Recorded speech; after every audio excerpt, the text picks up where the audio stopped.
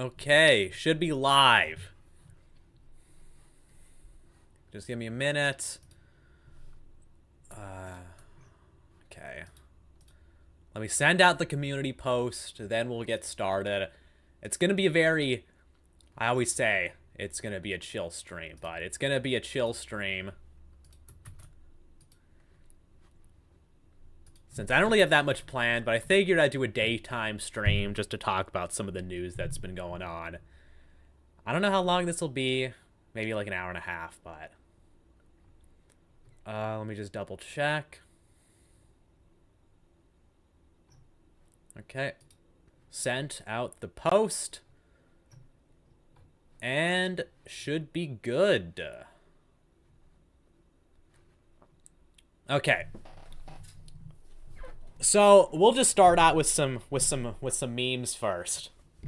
So I found this funny. So this is a response to the Sleepy Crest, which she says something so or I assume it's a girl. Whatever, who cares anyways. One thing I've learned by scrolling on TikTok is how puritanical these new gen anime fans are. True. It's legit concerning. When did my generation get so damn conservative? Okay, well the thing about that is that they're not actually, the puritanical anime fans aren't actually the ones who are conservative. Alright? And I mean, I've shat on the Christian tourists, but let's be real here. Most of the actual conservative anime fans aren't the ones bitching about fan service or whatever. Anyways, but what I found funny is this post, okay? Nuclear levels of LARP on talk. Oh my goodness, they have no idea what these anime even are, and they just clap for the colors like seals. Look at this. So, this is from, this is hashtag Y2K aesthetic, hashtag nostalgia, hashtag cute car. And, if you don't know what anime that is, then,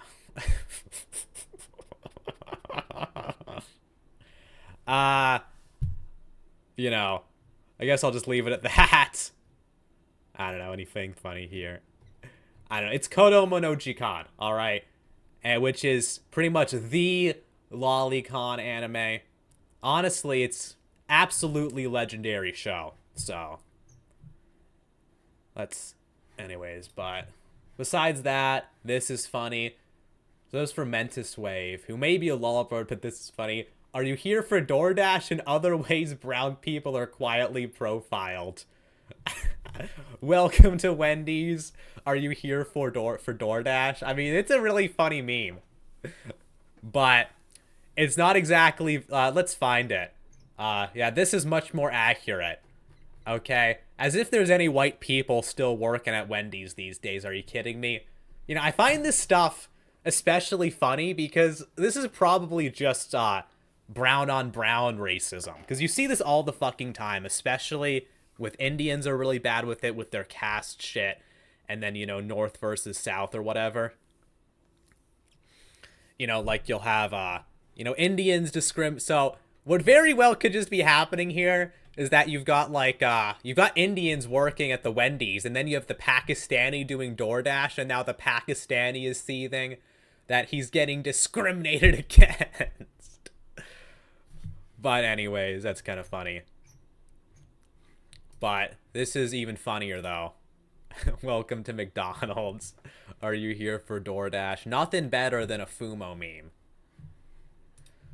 Anyways, though, we'll get on to the first topic. So, this is from some podcast. What was it called? Like, The Lawn or something? But, you know, even Rev made a video about this. Normie streamers enraged over this disgusting anime massively cope after backlash. So let's check this out. You are a fucking should be fine, actually.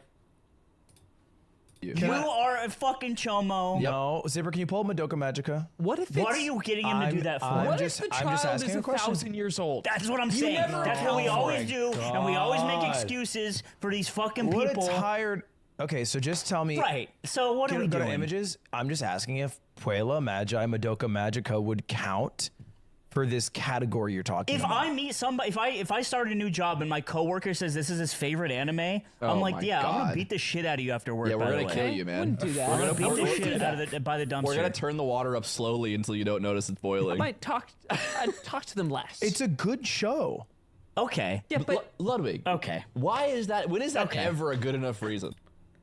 Oh my god. So there's actually quite a lot going you on are here. A fucking So, chomo. No, Zipper, can you pull Madoka Magica?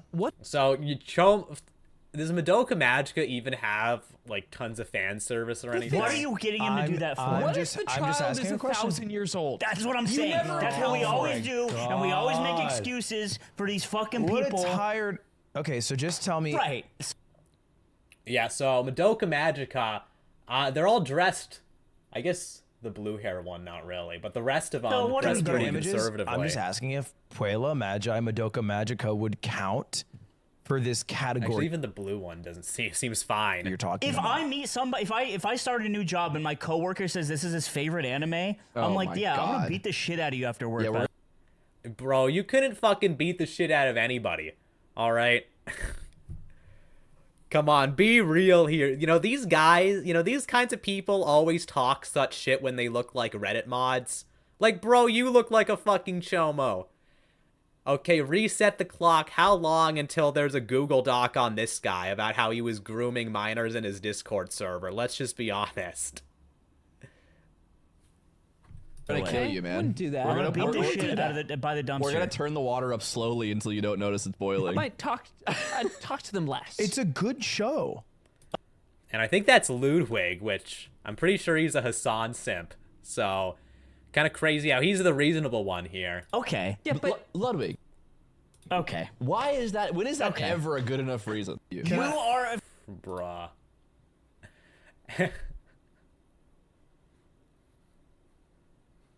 Anime is mainstream. Too many normies like anime now. Normies.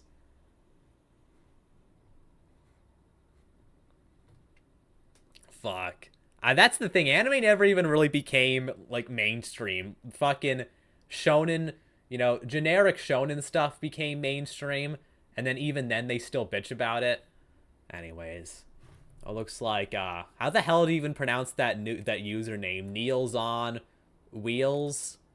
Oh, I guess it would be Neils on Wheels. Well, welcome to the stream. Is that Super Eye Patch Wolf? I don't know. I've heard about I think these guys are kind of touristy, actually. I remember them having some fucking brain dead take a while back. But what the fuck is this? Left-wing anime versus right-wing? Okay. Should I even fucking start diving into this? Oh my god. Yeah, just Niels? Okay.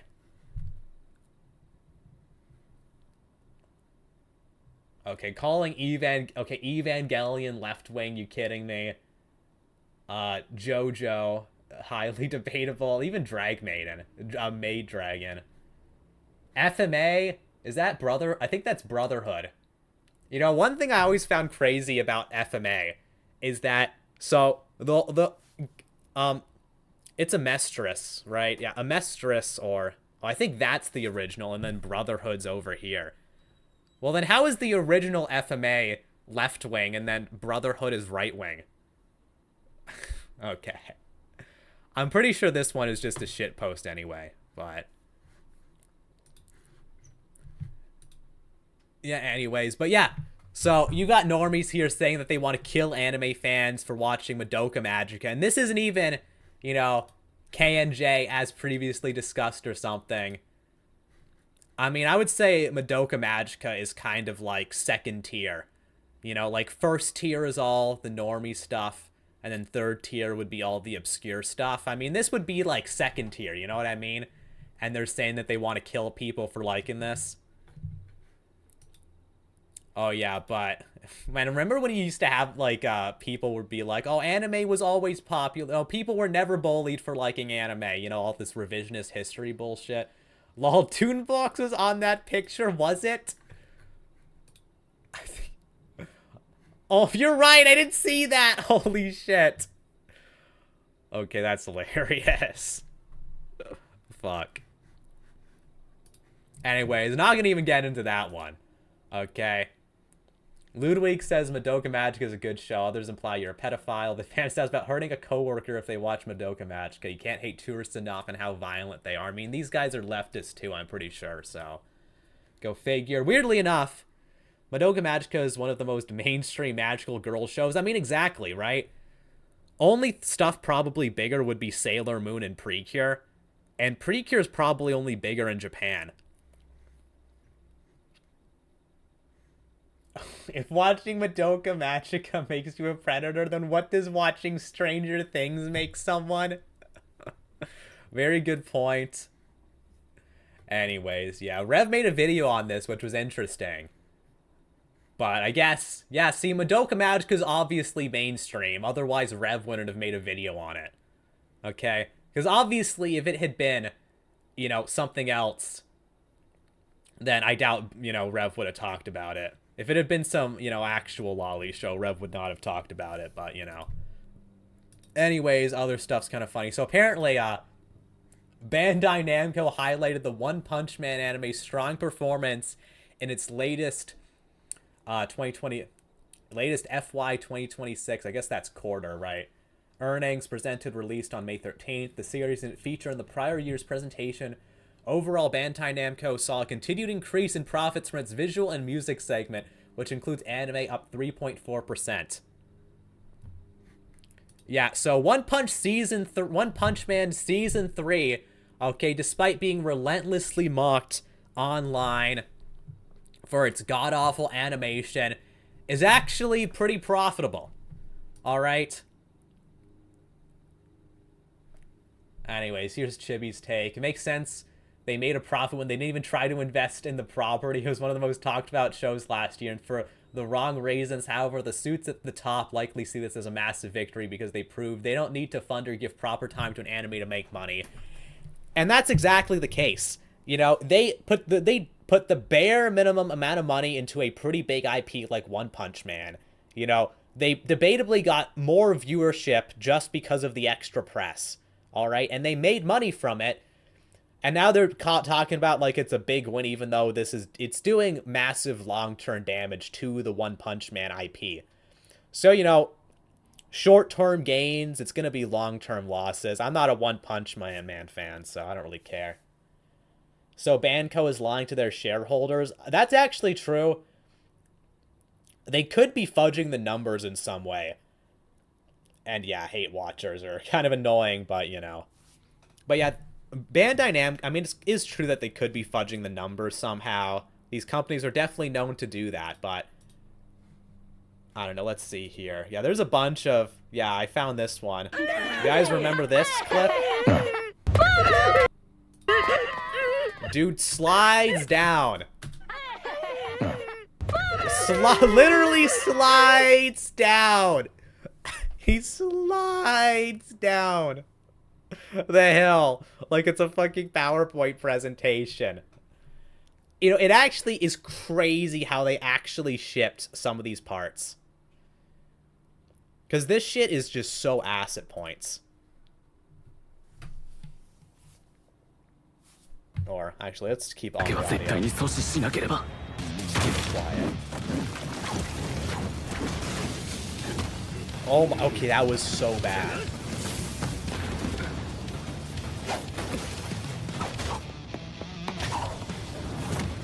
Bro, just read the manga. Just read the manga, man. Oh my god. Oh my god. When a fan animation goes harder than the official, no kidding.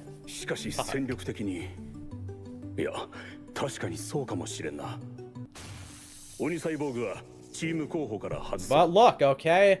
Whatever sells, right? Whatever sells. I don't know. Anything else funny on here?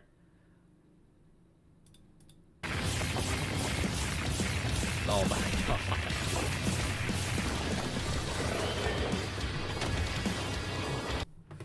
Hey, maybe it'll be better in the Blu-ray. Okay, maybe, but I mean, it's you know, this is the thing that's so crazy. Anime is apparently making more money than ever. You know, 50% of the revenue is now coming from overseas. Yet somehow, and, you know, also anime is also cheaper than ever because of digital technologies, you know, because of outsourcing, you know, offshoring a lot of these animation jobs. Yet somehow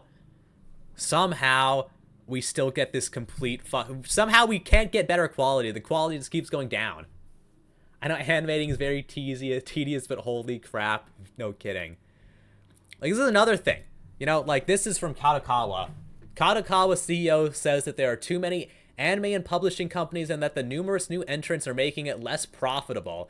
Among many, you know, saying this while the anime industry is experiencing record profits, by the way. Among many other things, he added that solely focusing on animators' pay leads to short-sightedness. And while it may cause controversy, there's a problem of too many companies in the content business. So, it's always been a massive problem in the anime industry that animators don't get paid very well. They get paid terribly. And also, these studios outsource a lot of their animation overseas, and then they pay those people even less. But honestly, I don't really care in that case. But still throwing the animators under the bus. And then he argues that unifying the back offices in multiple companies would allow creators to focus on creating, citing Electronic Arts in the United States. So they want to copy the EA model, you know, company that was voted the worst company in America 2 years in a row, widely hated by basically all gamers. Okay, that EA, you know, for their scummy business practices, for killing beloved IPs, for crazy mismanagement. And, you know, EA, honestly, I'll say this much, EA, they don't actually even make that many good games. I wonder how much of their business is just dependent on owning the sports game IPs. Because for the sports games, they just make the same fucking game every single year and then just print money, you know? And they're the only people who can do it because they're the only people with the rights to, you know, NHL, FIFA, and, you know, all the other sports. Anyway. Making more money, but the quality is falling faster than they are getting. Yeah, no kidding.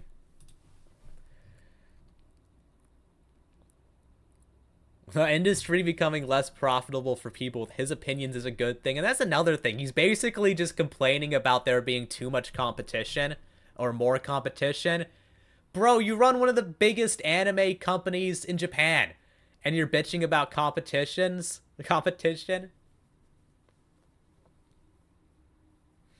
Makes sense. Kadokawa is the worst anime company in the world.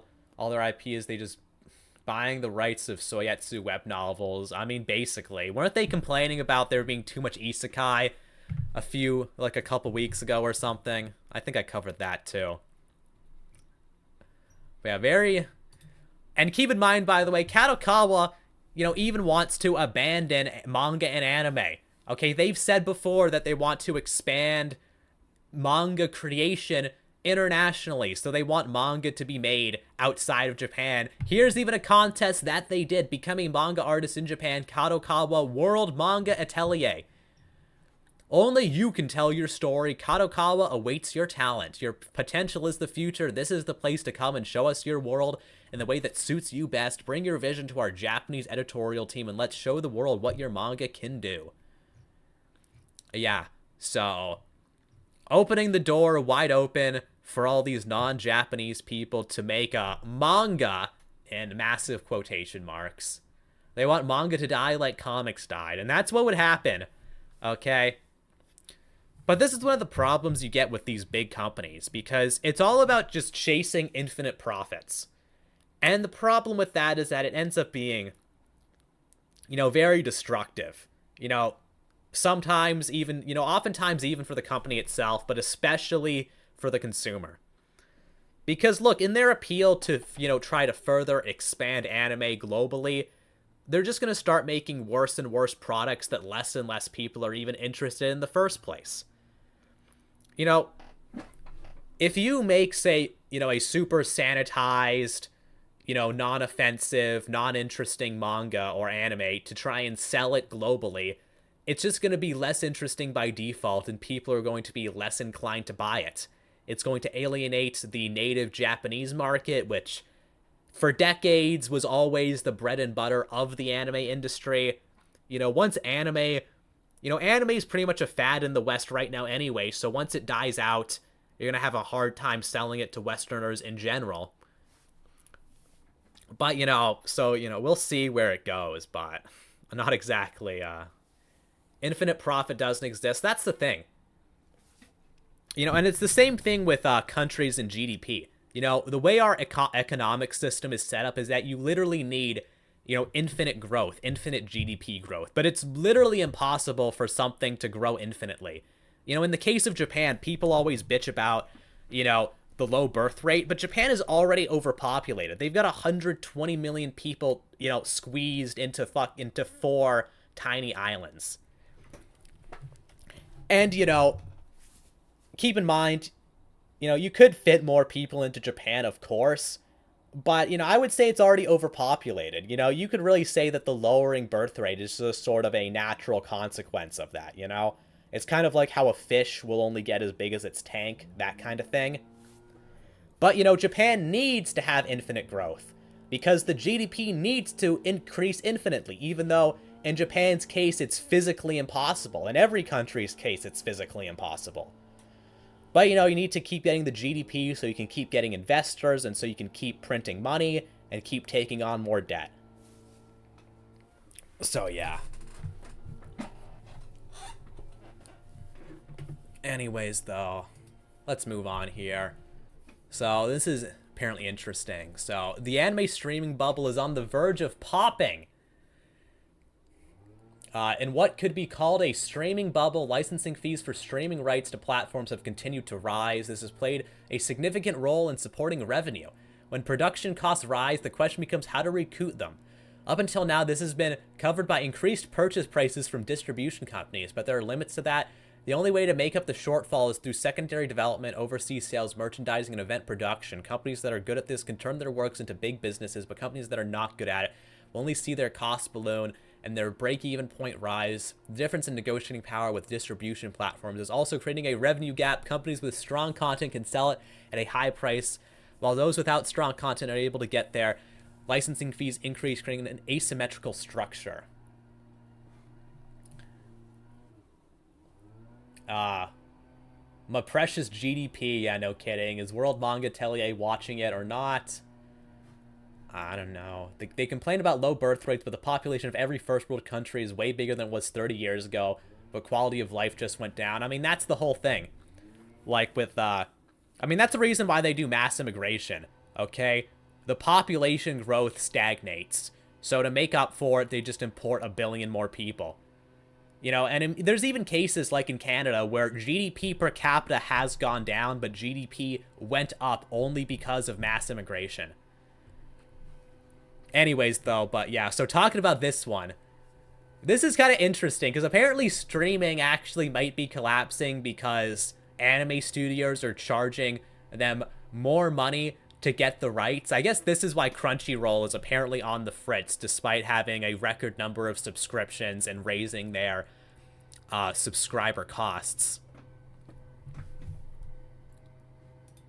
And, we'll see what happens. I don't know. I feel like we're kind of just in... I guess this kind of is just a bubble. I mean, streaming in general was a bit of a bubble, because it can only really last as long.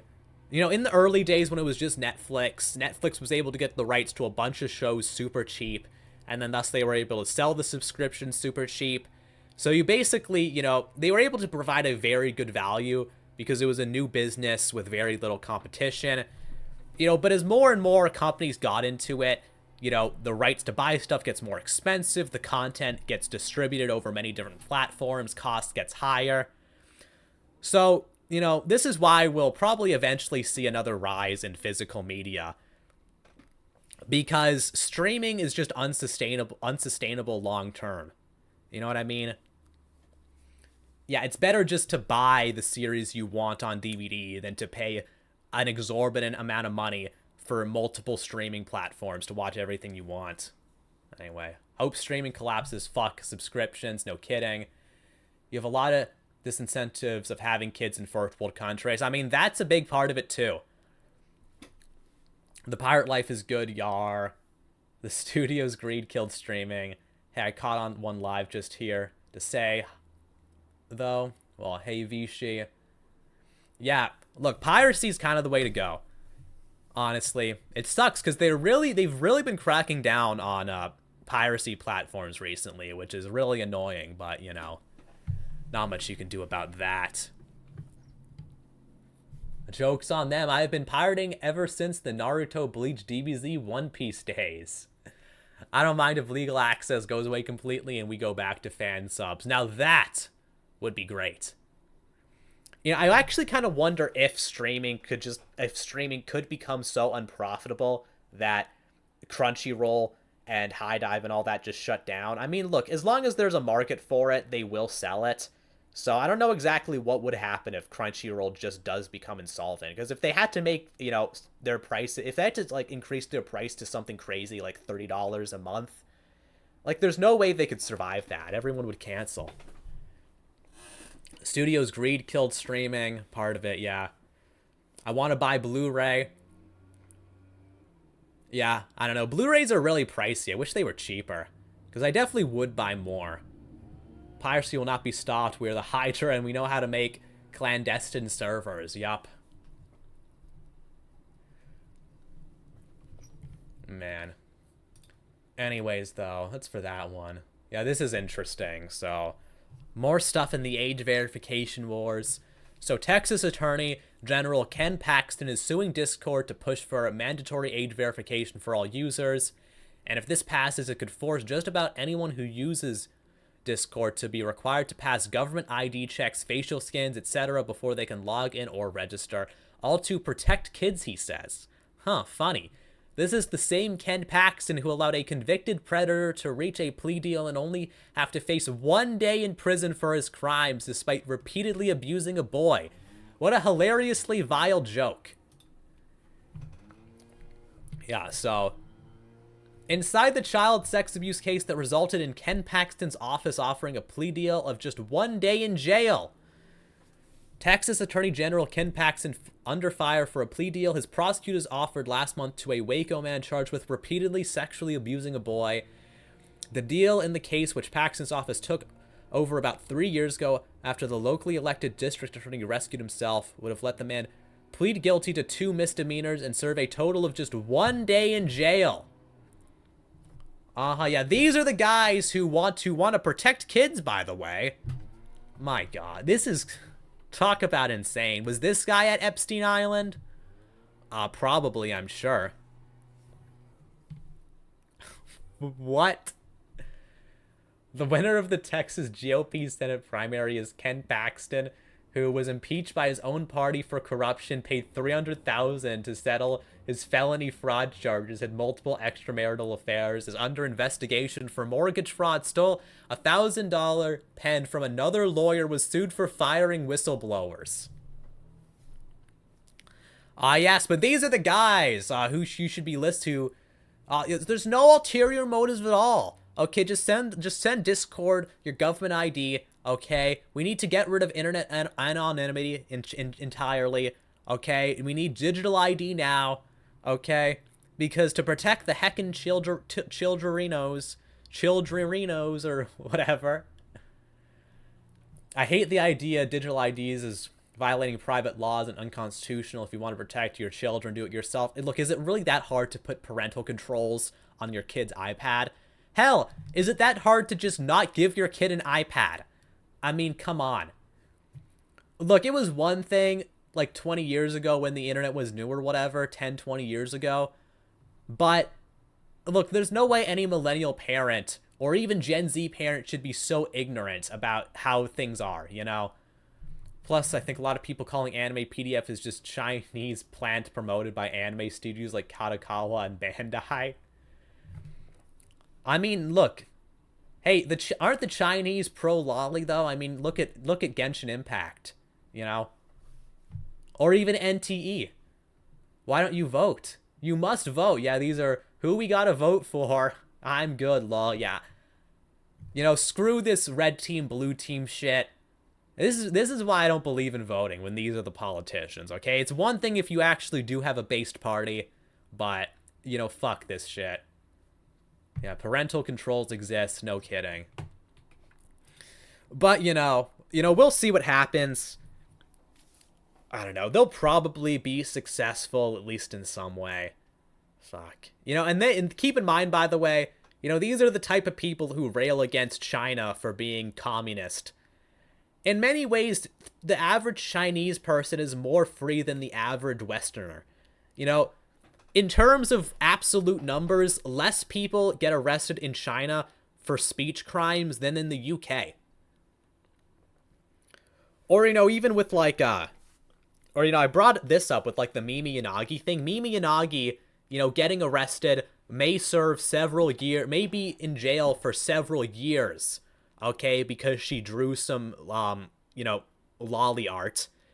If someone did that in China, you know, the punishment would be a slap on the wrist, you know, like a $200 fine or something.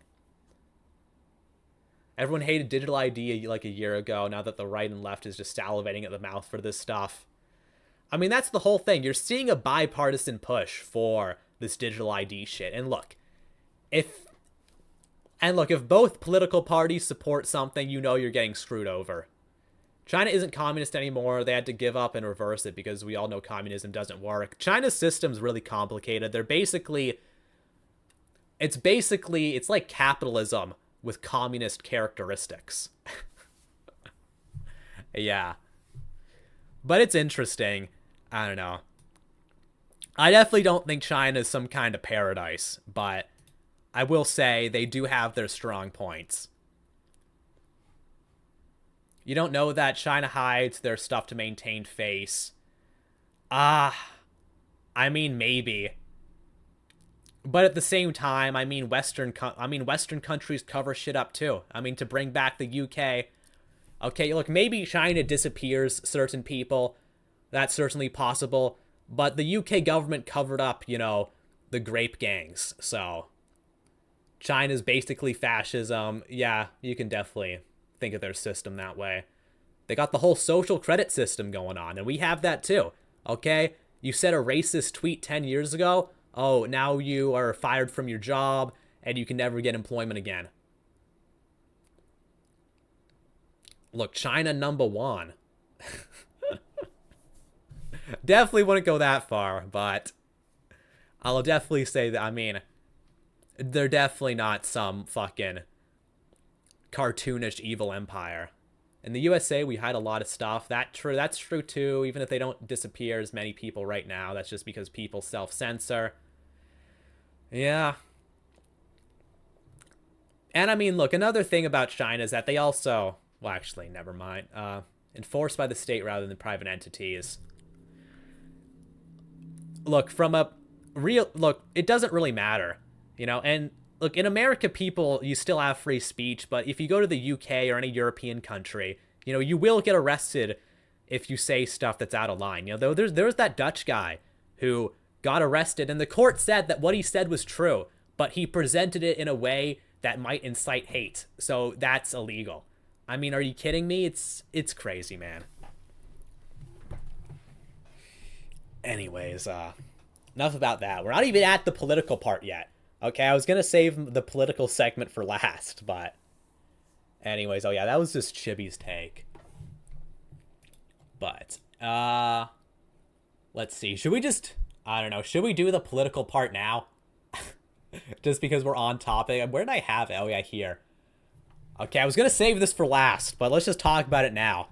So this man describes exactly what is happening in the UK and what is slowly spreading almost everywhere in the world. The thought police will probably put him in jail for pointing it out.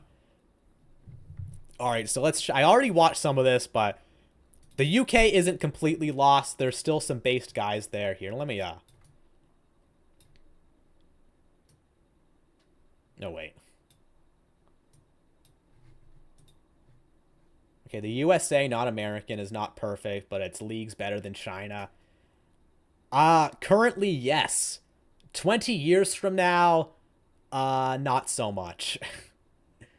The thing is that the America and just the West in general is coasting by based on, you know, the accomplishments of the past. You know, meanwhile, China actually is making is actually improving their country over time.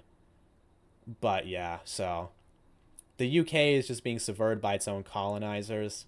Yeah, I guess so. But anyway, let's watch this guy. You can't escape the fact that we appear to be morally as well as Oh, wait. financially bankrupt across the West, across Europe and in Britain, that the whole system is in a form of crisis. If you like, what we used to call normal life has been replaced by a permanent state of emergency in terms of our social incohesion, in terms of demographic change, in terms of the fact that there appear to be no realistic solutions offered, and whoever you vote for, the same mad policies get continued throughout your life. And that's what I've seen the last 30 years. Yeah, no kidding. You know, and a great example of this is immigration.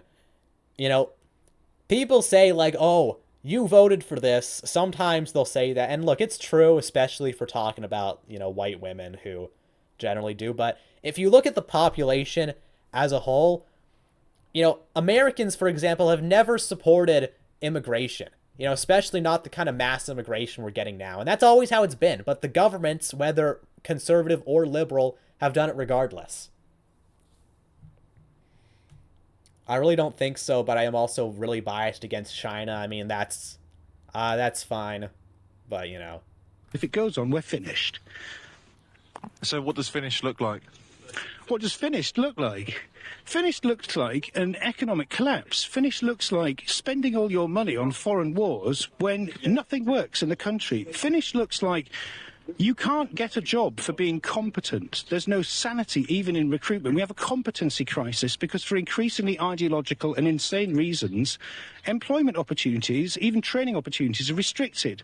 There's one news story after another about why, for political reasons, we're doing mad things that bankrupt the country, that basically park people's careers, that exclude talented people of genuine principle from any area of influence whatsoever.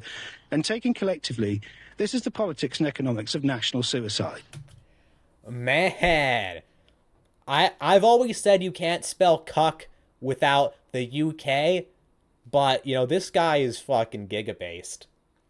I was right about thought crime, the fact I get attacked over drawings, yet these people scared to go vote yes don't necessarily automatically fixes things overnight.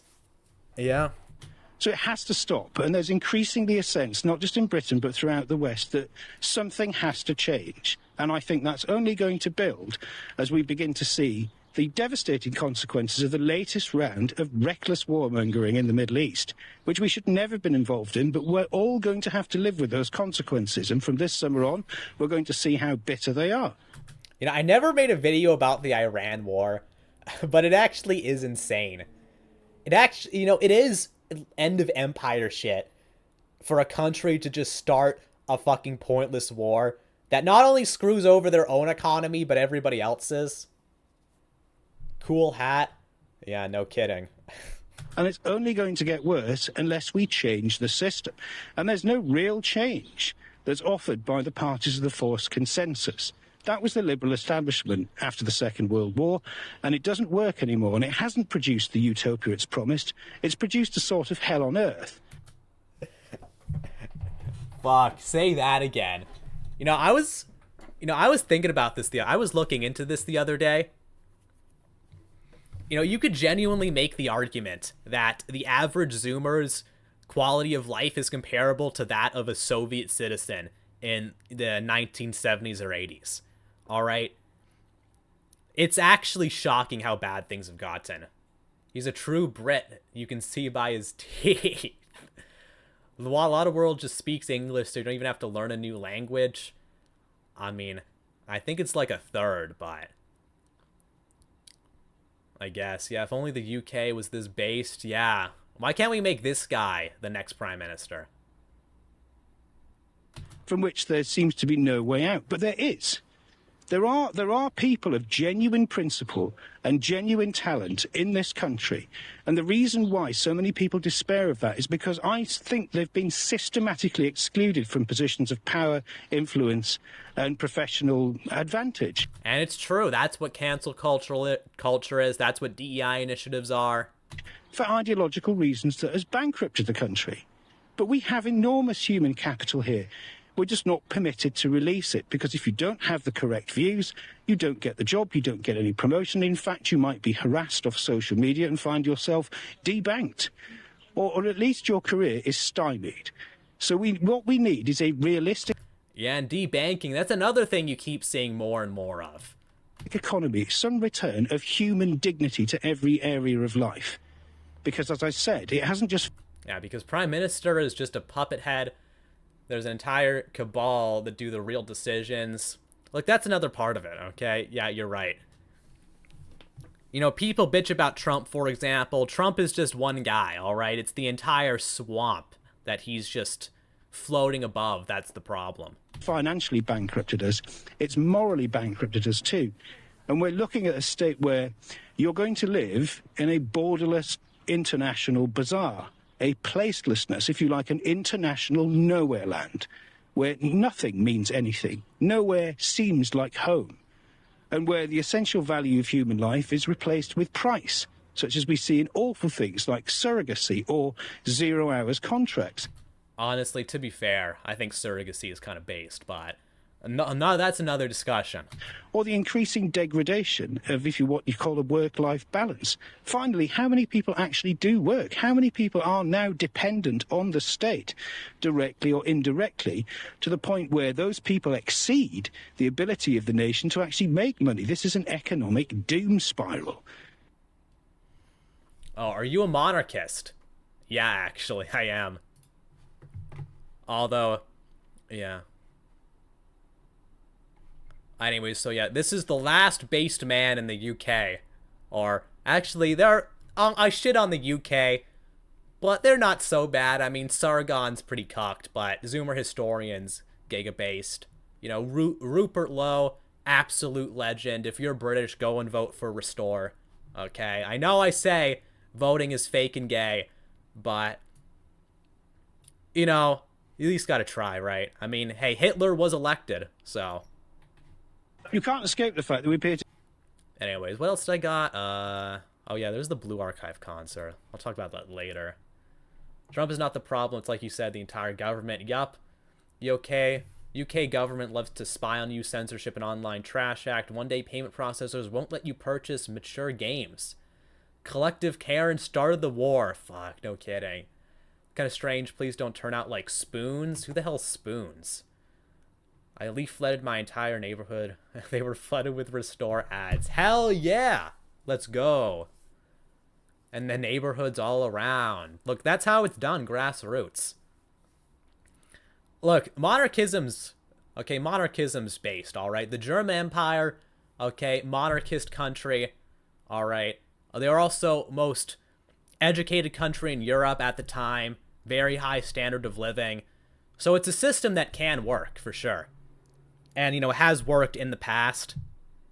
And I do think having a monarch is better than a president, in theory at least. Because the whole thing is a monarch actually has a real stake in the country. You know, they actually...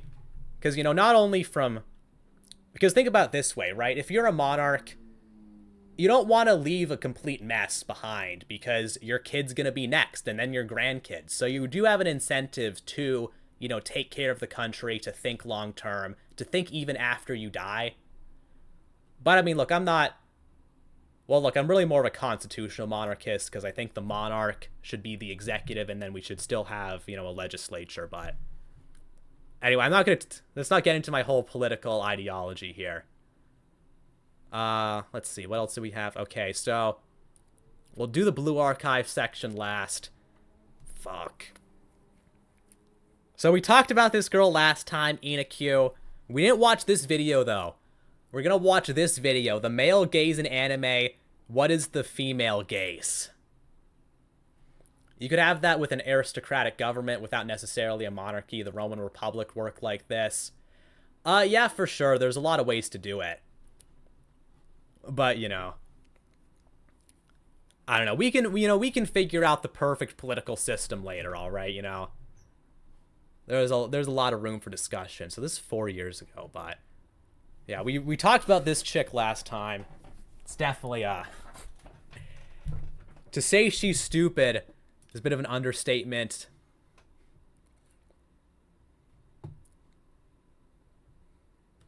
Constitutional Republic really seems like the best we have now. I'm fine with the, you know, Constitutional Republic system, but there needs to be some safety breaks. Bare minimum, we need voting restrictions of some kind. And, you know, it has to be, you know, net taxpayers or, you know, just men or something. Maybe married people with children. We need some kind of voting restriction. Bare minimum. I watched that video. I wanted to watch more anime to mentally forget her awful shit. Yeah, it's bad. But anyways, let's just get into it.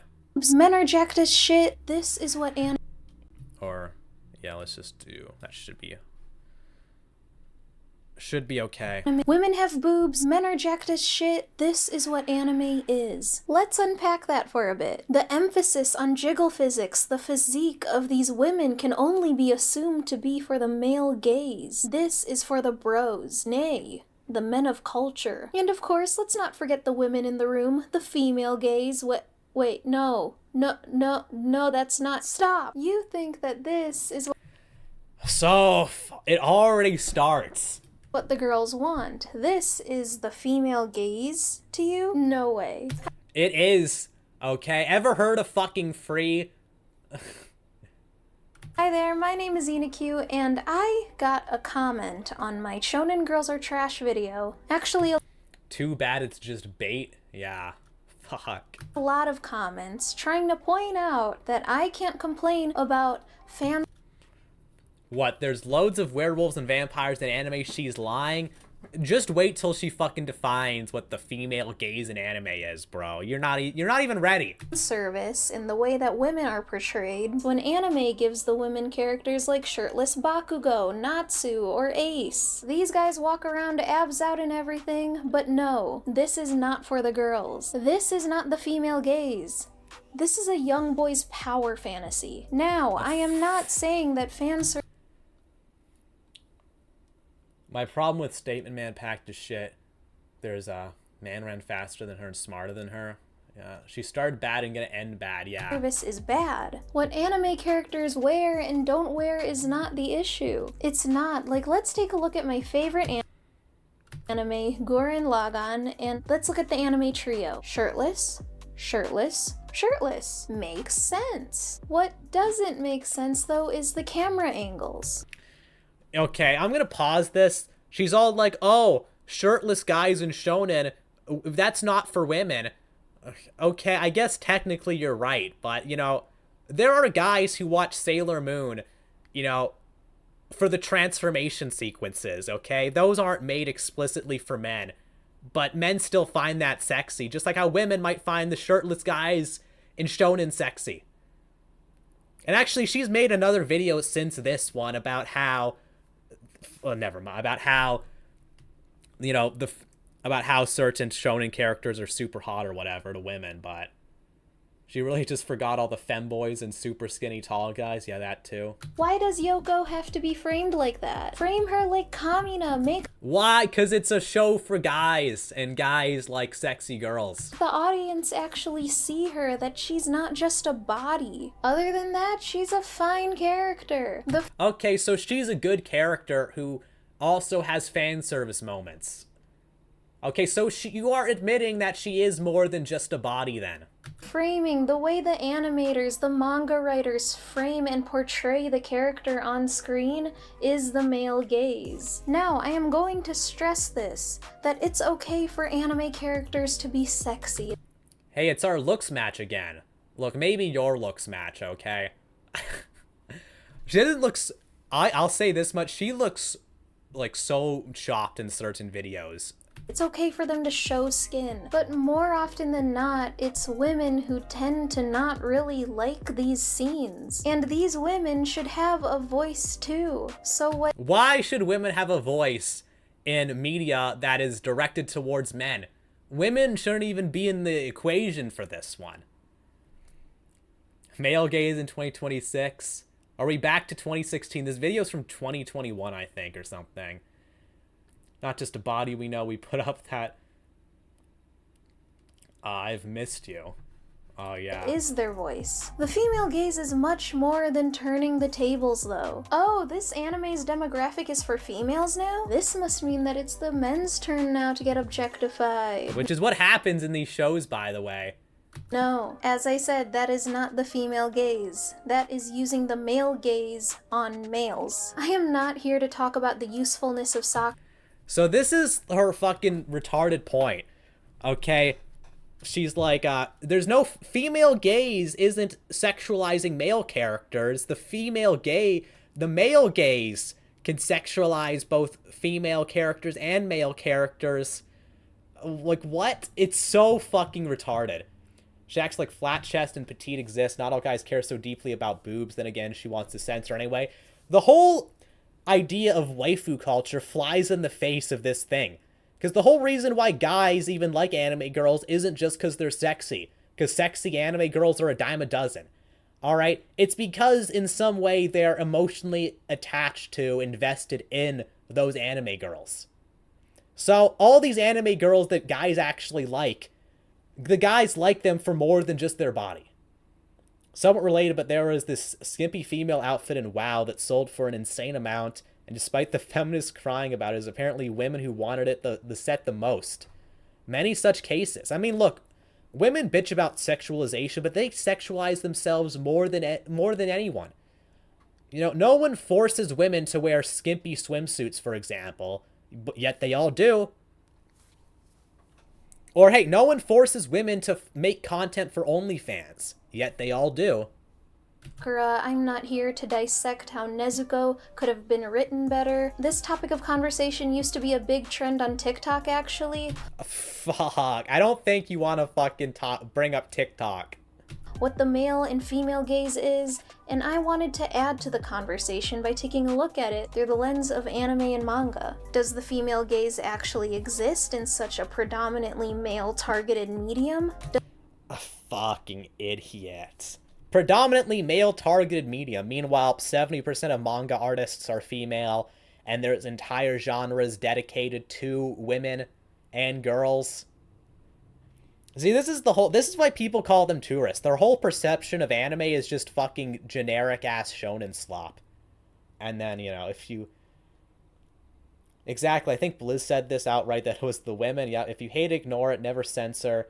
You're ruining the fun for everyone. No kidding. Does the anime industry have anything to do with this? To answer this question, I think that before we can try to understand the female gaze, it's probably best if we get a real understanding of the male gaze first. So let's get into it. Also, this video is sponsored by Booksu. So the male gaze. This can literally be broken down into the word gaze. Conversation surrounding the male gaze has broken it down into three things. It takes in what the camera sees, what a male sees, and what the audience can take away from that. Why the hell is she separating male from audience? When the male gaze is used, it's when the audience is predominantly men. Okay? When the target audience is men specifically. Female mangaka remind me of Yomi no Sugai. Please, people, watch this show. Alright? They only watch Battle Shonen and complain that they are watching Battle Shonen. Fuck. No fucking kidding, man. It's entirely visual. So I'm going to reference entirely visual, the text of John Berger, a writer that delves into the theory of the male gaze. John Berger. That's a very interesting last name. And, you know, that also seems to be a nose that's a bit above average, but, you know, in ways of seeing. He goes into this topic by taking a look at nude oil paintings throughout Europe's history. Are you really gonna say that all the fucking nude oil paintings are just pornographic? Give me a fucking break. He's a male feminist, by the way. Oh, I'm sure. In these paintings, you will notice the woman always displayed in a sexual manner. She is an object of sexual desire and made for the audience to be the general observer. Here in Bronzino's painting of Venus, Cupid, and Thyme, Are you telling me an artist made Venus, who's the goddess of love, I'm pretty sure, sexy? Oh my god! Holy, are these people brain dead? They can't touch other genres like slice of life romance drama because it's not your mainstream. Hell, God forbid they see cute girls doing cute things. Watch them spurg out. I have to go now. Have a nice day, guys. See you later, Vichy. A lot of early shoujo male designs were inspired by a child actor named Bjorn Anderson. Japanese women went crazy for this guy. So yeah, women have so much as a male gaze like the guy. Is that true? Yo, they're always shitting on lolicons, but early female otakus were going crazy for a child actor. Bjorn Anderson. I'll have to look that up.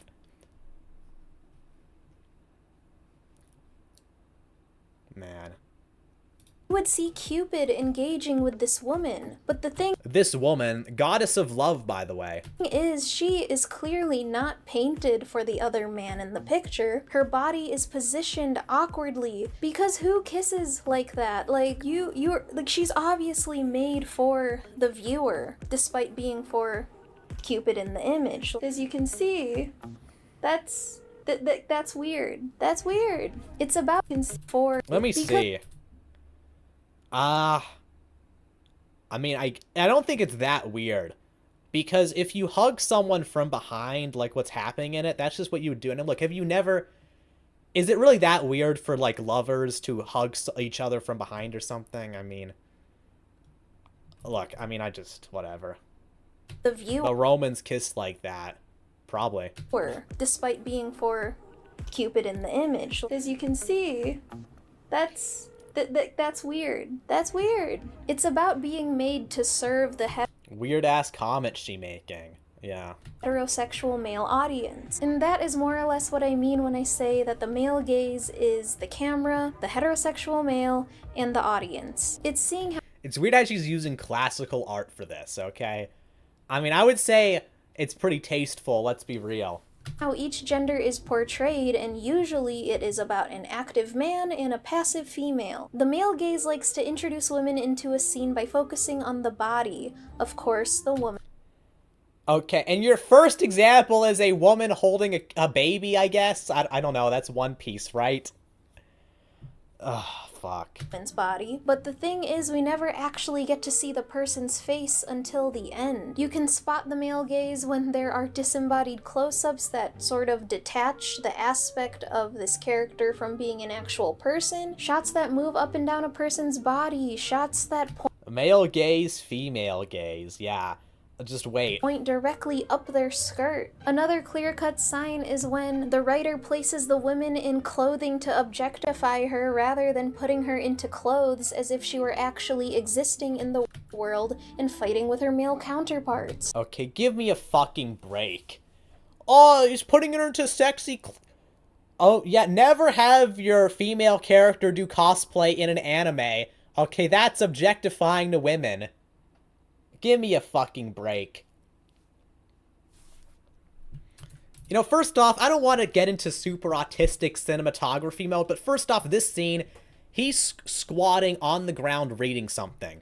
Okay? Places the woman walks past him wearing a weird outfit. Women in clothing to objectify her rather than and he doesn't notice, and he doesn't even notice. The whole point of that scene... When the writer places the women in is that he actually isn't supposed to see her face, okay? He's not even really supposed to notice her because he's down on the ground looking at a book.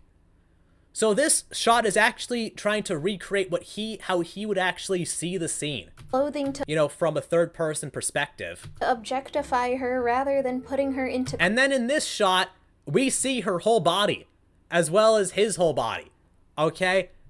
Fuck, what the hell? This woman doesn't deserve the microphone she owns. No kidding. What the heck is the male Karen do the same? Bunny suit, the most normal thing to do. You know, we can see her in that anime. She phases in and out of existence. Yeah. Clothes as if she were actually existing in the world and fighting with her male counterparts. Wait. Existing in the world and fighting. Okay, this shot. With her male. This part of the episode, this episode is about them in an alternate universe where it's a fantasy story, okay? So you're telling me a character isn't allowed to wear a silly outfit or an unrealistic outfit in a fantasy story? I mean, give me a break. every close-up in that you see animates to show from the MC's perspective. That's another thing, okay? Oh, yeah, that's another thing. A lot of this is from literally the MC's point of view. Counterparts. Women be See, look, that's why he's wearing this cloak, because they're supposed to be in a fantasy world. So she's wearing this outfit in a fantasy world. being used as objects to uplift the men. You know Tengen? Tengen's got bitches. Therefore, he's cool. The difference between Rengoku and Tengen? One has bitches. What is realistic to her then? Okay, so small boobs, but not too small, because then that's pedophilia. Needs to have wrinkles. Also the boobs have to be saggy, and I don't know what else. The other one doesn't. The male gaze isn't just the hypersexualization of women, though. As I said, it's Define a hypersexualization. the way a character is portrayed to the audience. We went over the passive female, now let's get into the active male. The active male actually puts pressures on looking a certain way for the appeal of others. That's why so often men think that the female gaze is the ultra Chad characters, the alpha male. The pressure to look ripped, to have a nice car, to always know what to do. Of course, there are ladies that do find this all attractive, but right now we are in an era where challenging the male gaze is actually really refreshing. Huh? Wait, so is she saying that hot guys in anime isn't is still the male gaze because men want...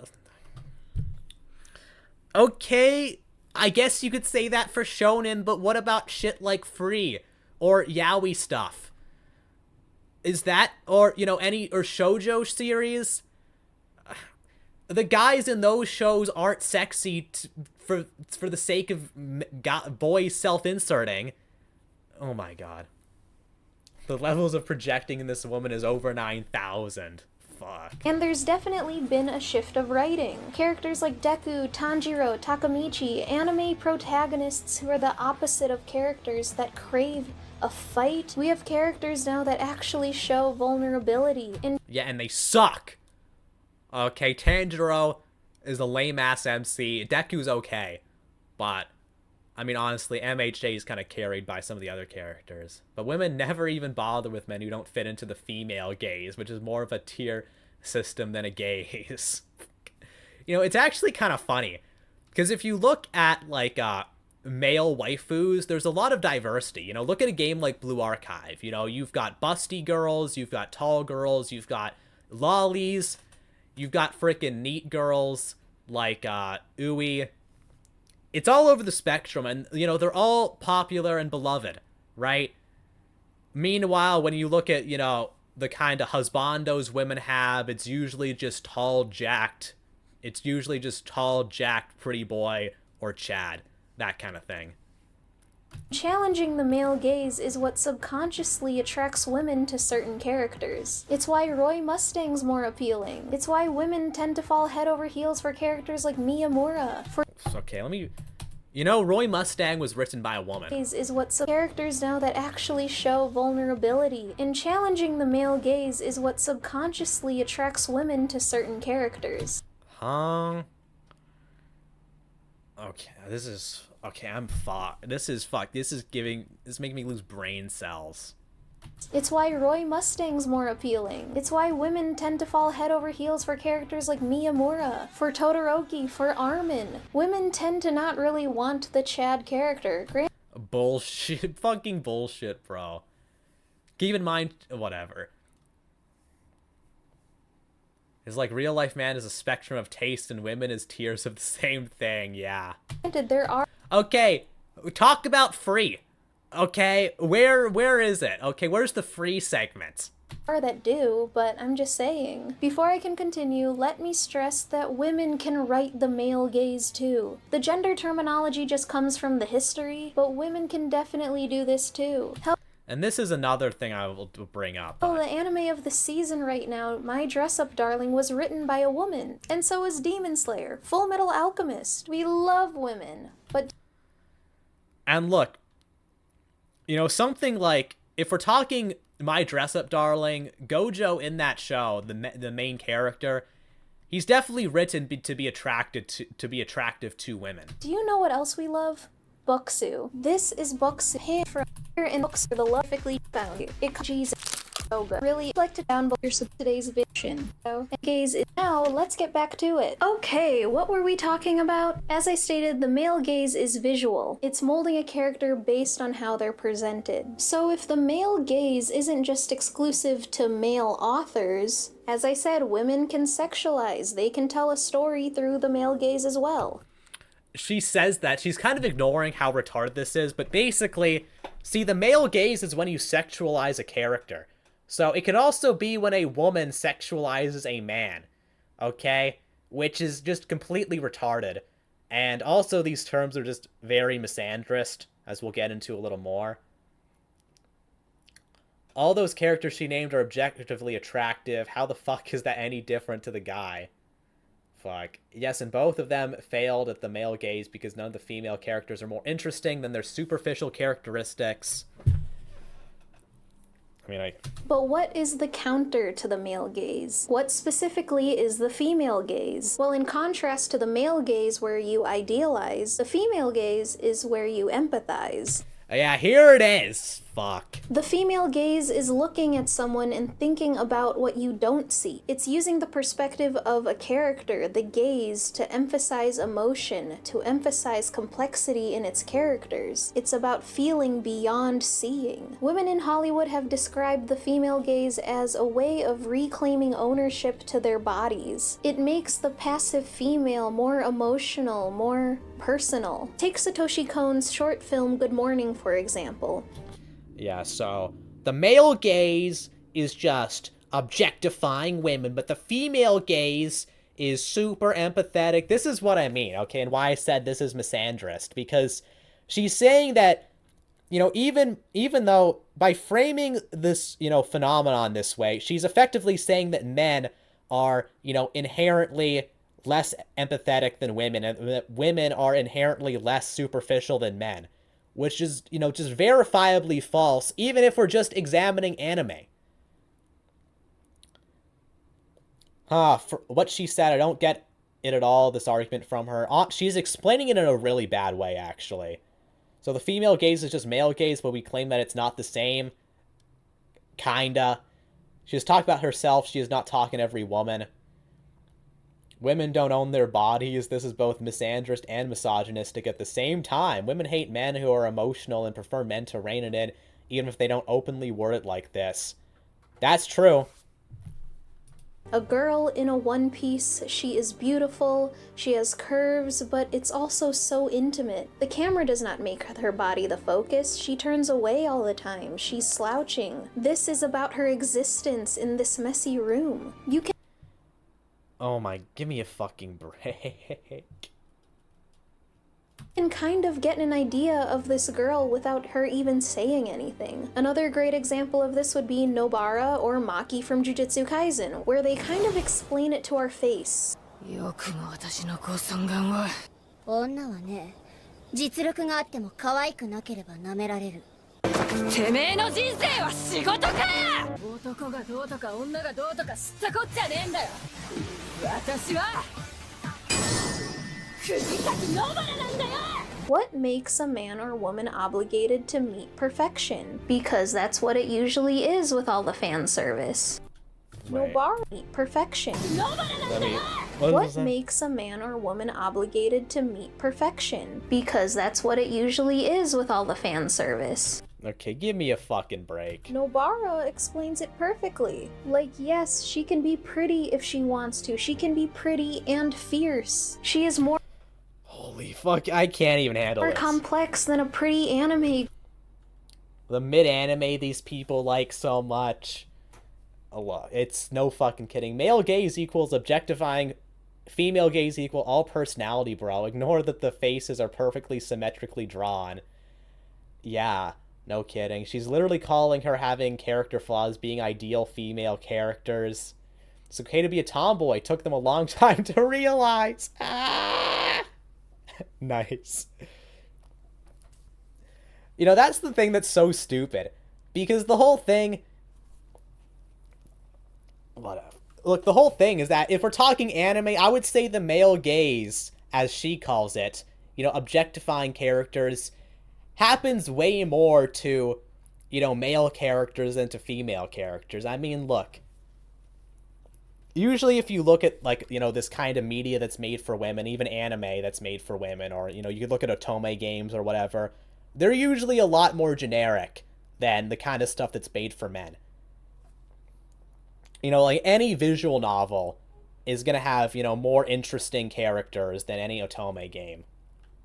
Girl, she is a person. Honestly, despite Jujutsu Kaisen having a character fit every single trope or archetype, most of them are actually very compelling and organic. They feel like they actually have had a life and have lived in this world. They're more than just filler characters for the main one. It's not like they were written to checkmark certain boxes off of just character tropes, like a lot of anime that gets churned out lately. And Jujutsu Kaisen is written by a man. It's not just about the author's gender, people. It's about writing and it's about framing. They say that as if they're not always the ones making it about gender. About drive. It's about power. Honestly, I'd say Psycho Pass is a great female-led anime. She's an intelligent woman with complex motivations. It's something deeper than fan service. The female gaze is about what it's like to live in a body in that world. It's okay, I was gonna react. I'm gonna have to cut this video. I was gonna make a video on this chick. I'm gonna have to cut this out and do the other one because her arguments are just... This video is genuinely so incoherent. She does such a bad job explaining her own ideas. You know, I thought about becoming a bread tuber purely for the grift, because I could explain this leftist bullshit way more coherently than any of these libtards. These girls were just going rabid for Uncle Leon in Resident Evil 9. Leave it, the women will dismantle this girl's own point. So dumb, women can't be good main characters. Connie is not intelligent, lol. She let Makishima slit her friend's throat because to stop it would disobey the government. She doesn't even think about opinion. Well, look. Okay, to this girl, that is very intelligent. I'm so confused about what she's saying. Yes, because Psycho Pass is written by a man that is a veteran that wrote award-winning novels and VNs. We want to see a character's traits and skills more than their bodies. So I'd say the female gaze does exist in anime, but it's just hardly seen. Also, it's not It's seen all the fucking time, okay? Basically, every cute girls doing cute things show uses the female gaze more than the male gaze, okay? Pretty much every visual novel, too. You know, like Yosuga no Sora, I'm sure she would say it's just disgusting fan service incest slop. But the whole point of that show is that the MC actually builds a real bond with the various girls. He actually learns about them, okay, learns about their personality, their backstory, alright? That's the whole point. You know, that show does have actual characterization, and that's why, you know, years and years later, people still like it, why they still make figures. Okay, because people care about the characters, because the writers actually develop them. Just as simple as just saying shonen is for boys, shoujo is for girls. That's just objectively true, though. Action anime is for boys, and romance is just for girls. Okay, now that's just a straw man, because lots of romance shows are made for guys. But women aren't really super into action generally, although there's exceptions like, Precure, I guess. Yosuga no Sora is a romance about sharing burdens. I mean, exactly. There actually is a lot of depth to certain of these, like, fan service shows in general. It's what I've said before, you know? Waifu culture is built around actually caring about the character's personality. Okay, caring about them. I mean, it's the whole thing. If you actually want to look into the weeds, you know, there's way more male gaze. You know, there's way more female gaze for men than, you know, female gaze for women in anime, you know? I'd say just saying that alone is a dumb argument. But anyway, that is my perspective of the male and female gaze. As I said, the popularity of talking about the female gaze is really new, relatively fresh in discussion, and I find You know, at least come up with some better terms, because it is just a very misandrist way to frame it. It's super... And also misogynistic, if you want to go that route too. And that's coming from a gigachud over here, so...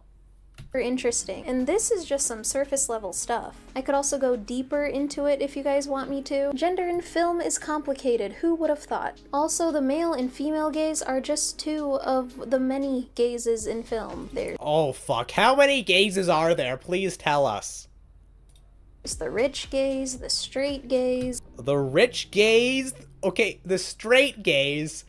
Please tell me what the rich gaze is, and what the fuck is the straight gaze? The white gaze. What the fuck is the white gaze? Even more. But I made this video as a conversation. What about the chud gaze? That's what I need. Bro, there's too many gazes. This is just Marxism at this point. Bro. Honestly, modern Marxists make me miss the classic commies, okay? Because look, let's be real here. Mao Zedong, okay, Joseph Stalin, okay, they would string up this woman with her shoelaces. Conversation starter. To learn something new and to maybe even look at anime a little bit more deeper. A little bit deeper. Let's give new perspectives while watching anime. Because guys, anime is advancing. Or at least I hope it is. But either way, please let me know what you think of this video. Tell me your thoughts on the male and female gaze. Do you think this conversation applies to anime? Please write. The classic commies had a point even though they are just scammers. I mean, yeah, exactly. In the comments down below, I would love to hear all your thoughts. And like I said, it's okay to have an opinion. Just don't be annoying. Please like... Oh, the irony. Comment, subscribe, none of it, all of it. Tell me some other topics you might want me to cover. Do you think about gender when watching a show? Would you watch female-led battle shonen? Would you watch male shoujo romance? Let me know. Who the fuck is reading male shoujo romance? This is what I mean how stupid this is, okay? Like, let's be real, who the fuck is reading? How would a male-led shoujo romance even work? Ugh, whatever.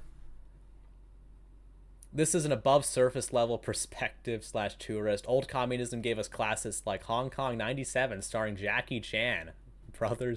Jackie Chan's brother Chan, yeah. Oh, it's not like I care or anything. Okay. Should we watch another one of her videos? This is from 4 years ago. This is from 2022. Nezuko and the Downfall of Demon Slayer. Male shoujo romance. How the fuck can you make shoujo male? I mean, exactly. I mean, the whole point of romance, like a big part of romance is, you know, whatever. No, please, no. I don't know. I'll think about it. We watched this one last time, Jujutsu Kaisen and the Female Gaze, or at least we watched some of it. Is there any other funny videos here? Stuff that be writing female characters, can women like fan service, death of wait, what? When was there a death of romance anime? It still seems like it's going strong. I found the anime that inspired Avatar. Oh my god.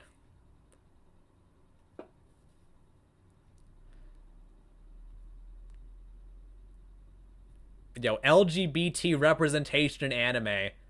And it just all looks like Yaoi and Yuri, so go fucking figure. I don't know. Romance anime is literally the most popular genre. You know, that's true. People bitch about isekai. Romance still rules the roost. 7 Netflix anime perfect for non-anime fans. Peak tourist video. Spy Family is so disappointing? Okay, we have to watch this. What's the beef she has with Spy Family?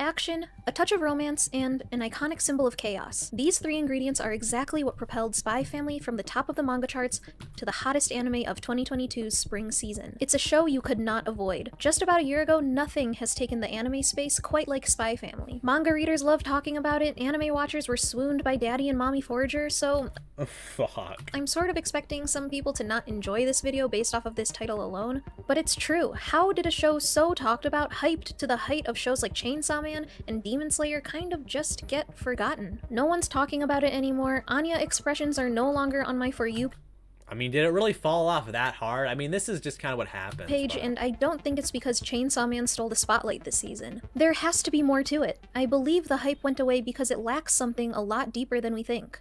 Hi, my name is Ina and I used to like Spy Family. Okay, I still like it, I'm just struggling to finish it. I don't know, it's just lately the show just seems like it's more fun to talk about than it is to actually watch it. So Okay, talk about a self-report. Let's get an instant replay. it's just lately. Okay, I still like it, I'm just struggling to finish it. I don't know, it's just lately the show just seems like it's more fun to talk about than it is to actually watch it. So This is how these tourists think about anime, okay? It's more fun to talk about than it is to actually watch it. Very, very interesting. Anyways, the hype died because Season 2 is a setup to Season 3. Yeah, I'd agree with that. Season 2 is kind of whatever. I mean, I think Spy Family's still pretty solid, but you know.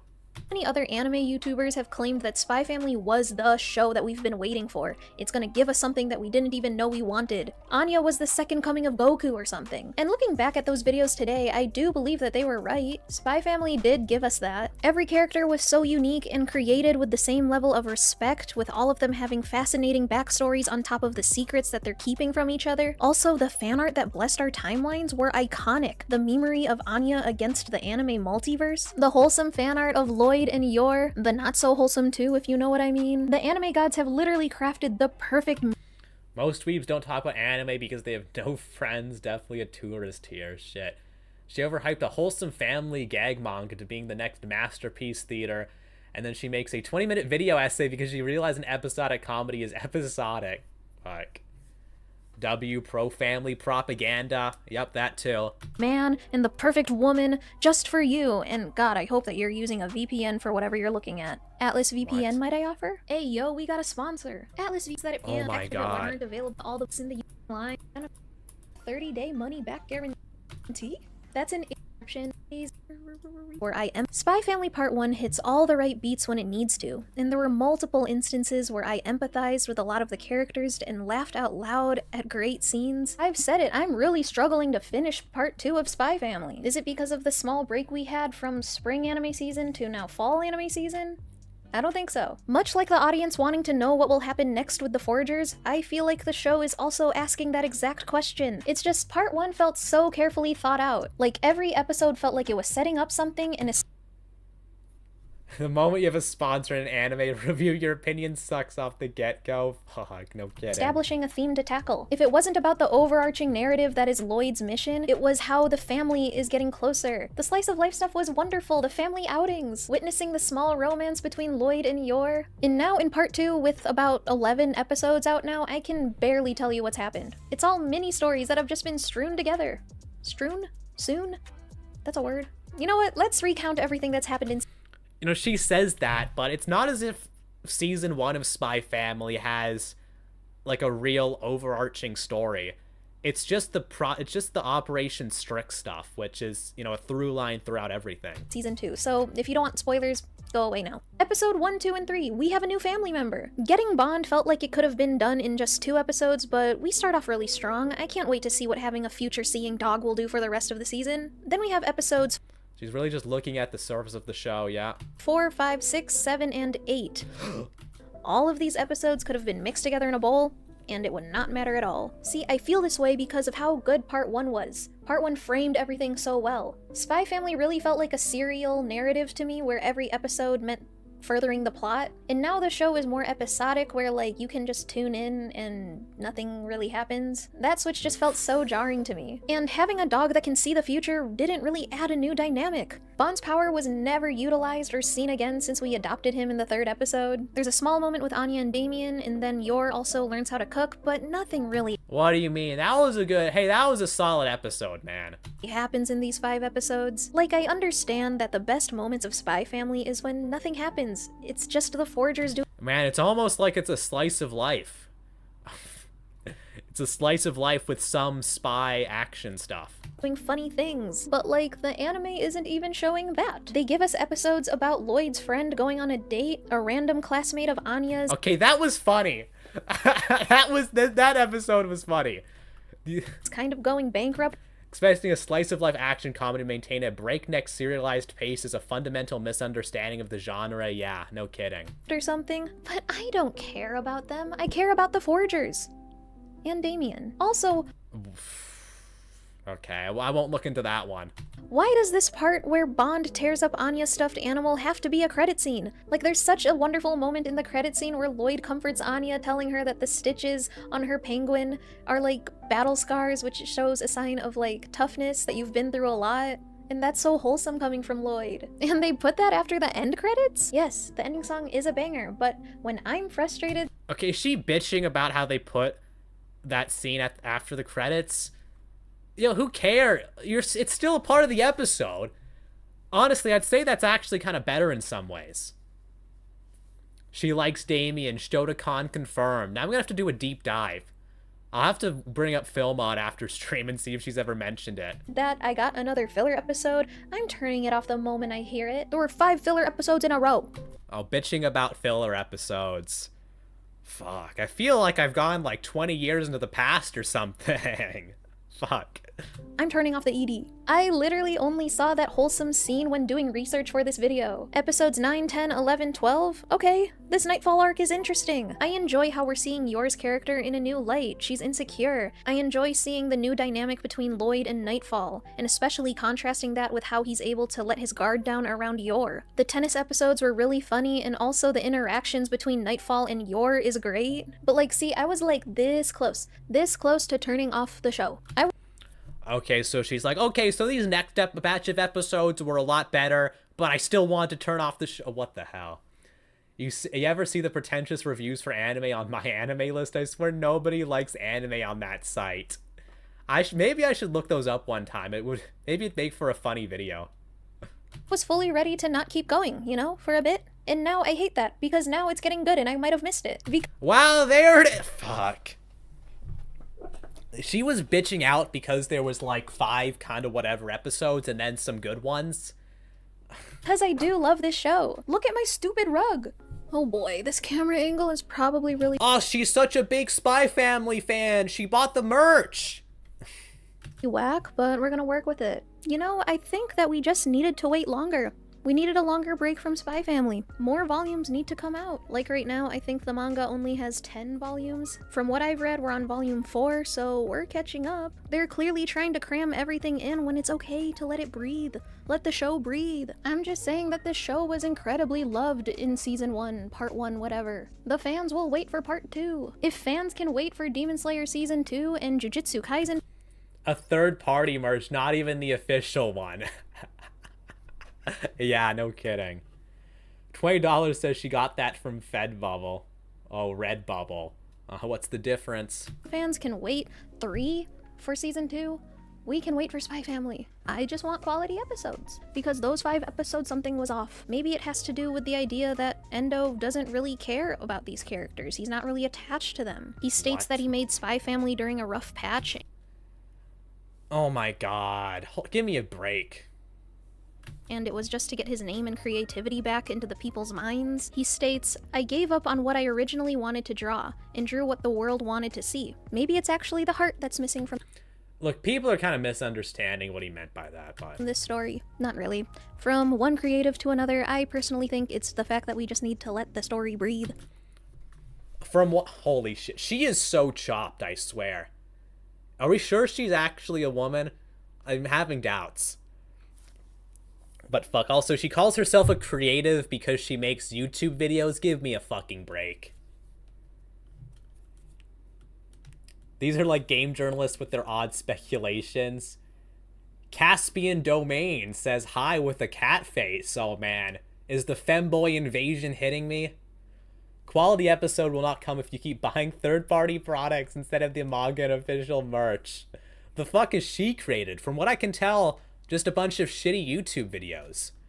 She's a feminist theorist because she regurgitates, fucking Anita Sarkeesian arguments. I think the series still needs to find its footing after such a good setup. Let it happen, let it happen! Either way, that's the video. I hope you guys enjoyed it. Be sure to click the link in the description to check out Atlas VPN and also to help my channel. But these are my honest thoughts. Please tell me your thoughts on Spy Family. Are you guys enjoying it? Am I thinking too hard on it? Like, I know I understand filler. I watched all of Naruto. I just thought I'd get more.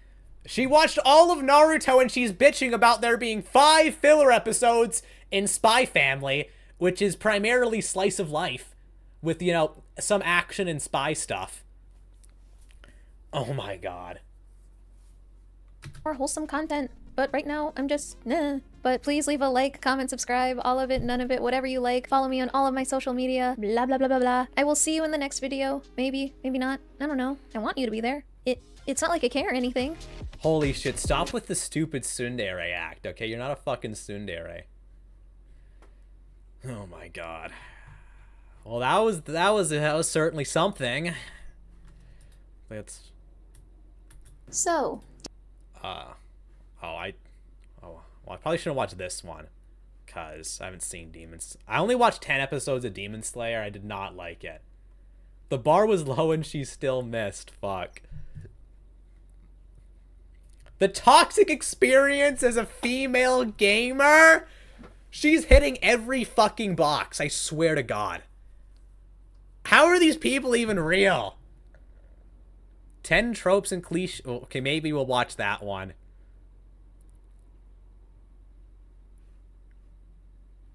Fuck. Oh, she has a video on Witch Hat Atelier. I don't think I can handle that one. Making a My Anime list. Should we see how many anime she's actually watched? Maybe.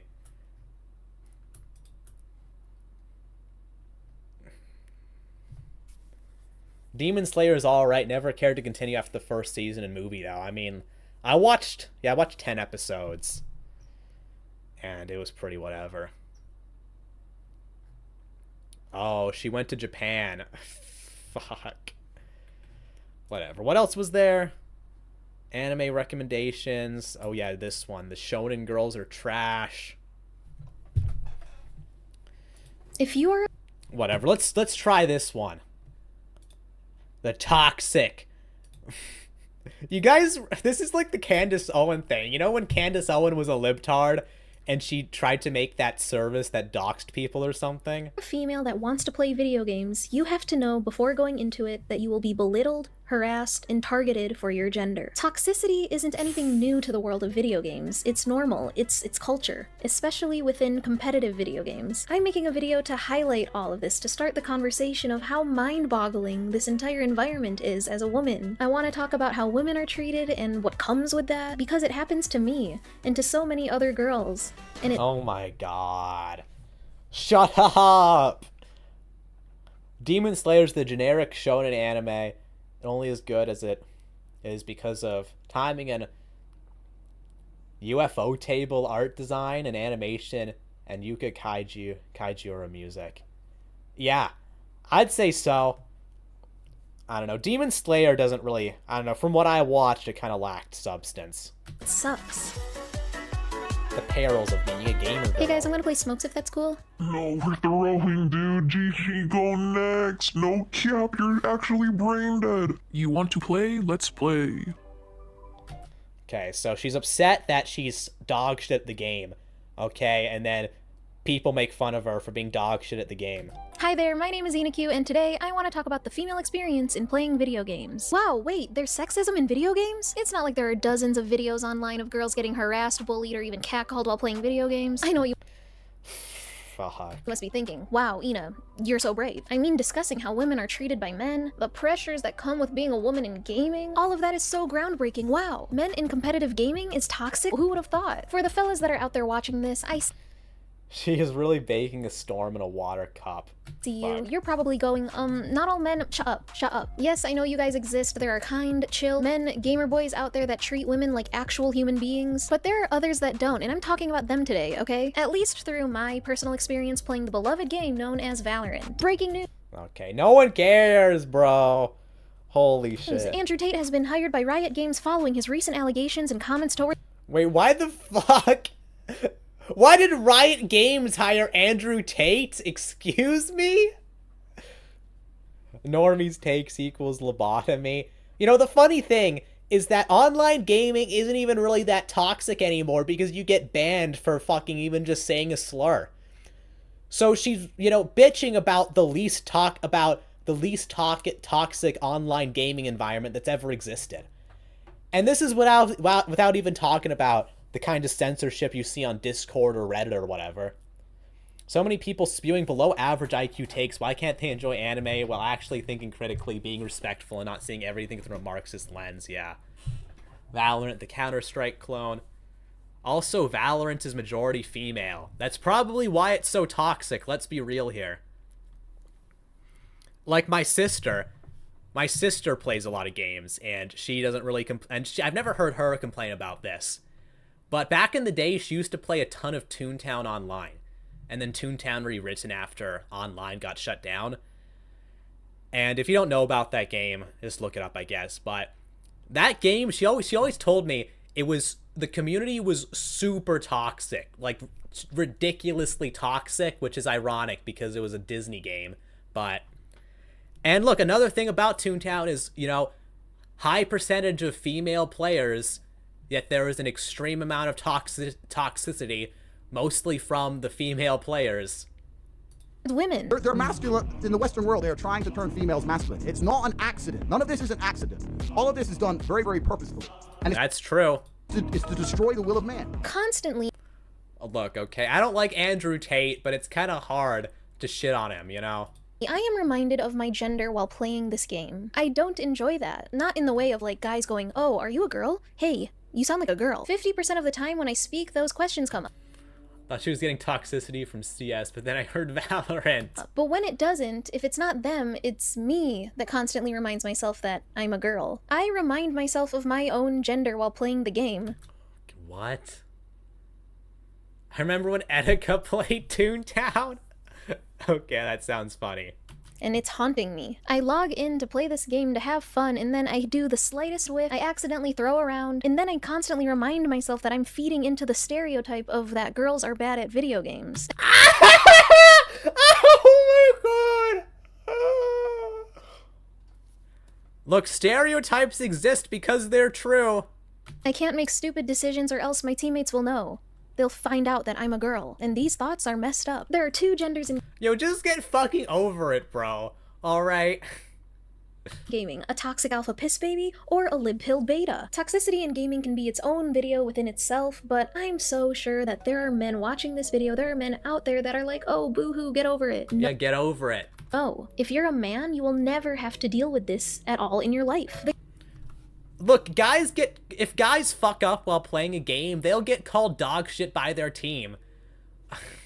The gap of toxicity that women have to deal with compared to what men have to listen to in a toxic lobby are way different. They are two different ends of the spectrum. Lots of men— Yo, let's not talk about the toxicity we hear from feminists like her. You know, reminder, she was just making a video about, you know, the way she was framing the whole male-female gaze thing. She's saying that, you know, men are inherently lack empathy or whatever. Act like being called dog water, shit at the game. Telling them to uninstall by a 4-stack is the same as every teammate literally trying to kill you with their own abilities. The what?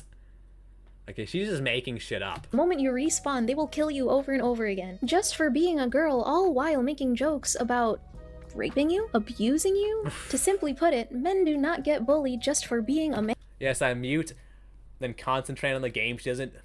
That is the difference. You know, that's another thing. You can just mute people. So why are you being such a fucking baby about this? She clearly never played Dota with a Russian. Man, a girl can make a simple call out telling where an enemy is, or they can ask if you can buy them a gun, and the team will immediately switch up their attitude and just throw the whole game. If they're not— Is this even real? Look, I feel like this happened like 3 times in her entire life, and now she's making this whole crash out about it. You know, keep in mind, most guys are simps, alright? Well, if they're team killing, I see the issue, but yeah. Actually throwing and instead are just insulting you, it'll hurt your mental, making you perform worse for a 30 to 40 minute game that you just wanted to play to have fun in. Oh my god. If you want to just play to have fun, why do you even have voice chat on? If I play a game casually, I don't turn on voice chat. Why? Now you're just stuck with 1 or 2 people harassing you, or you can mute them, and now you're just having an unfun, silent prison while playing the game. Oh my god.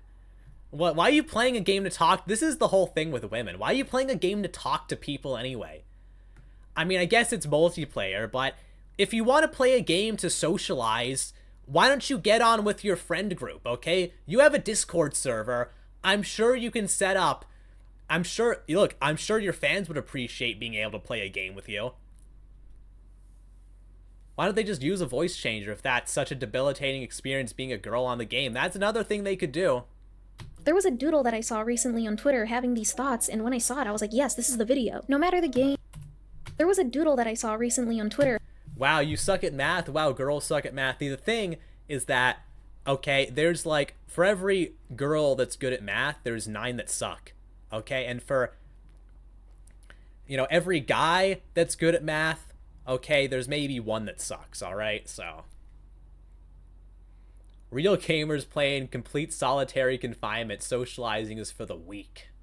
Having these thoughts, and when I saw it, I was like, yes, this is the video. No matter the game, no matter the rank, I'm so sure that every woman has to deal with this, at least in esports and gaming. Honestly, probably any field. Kaide.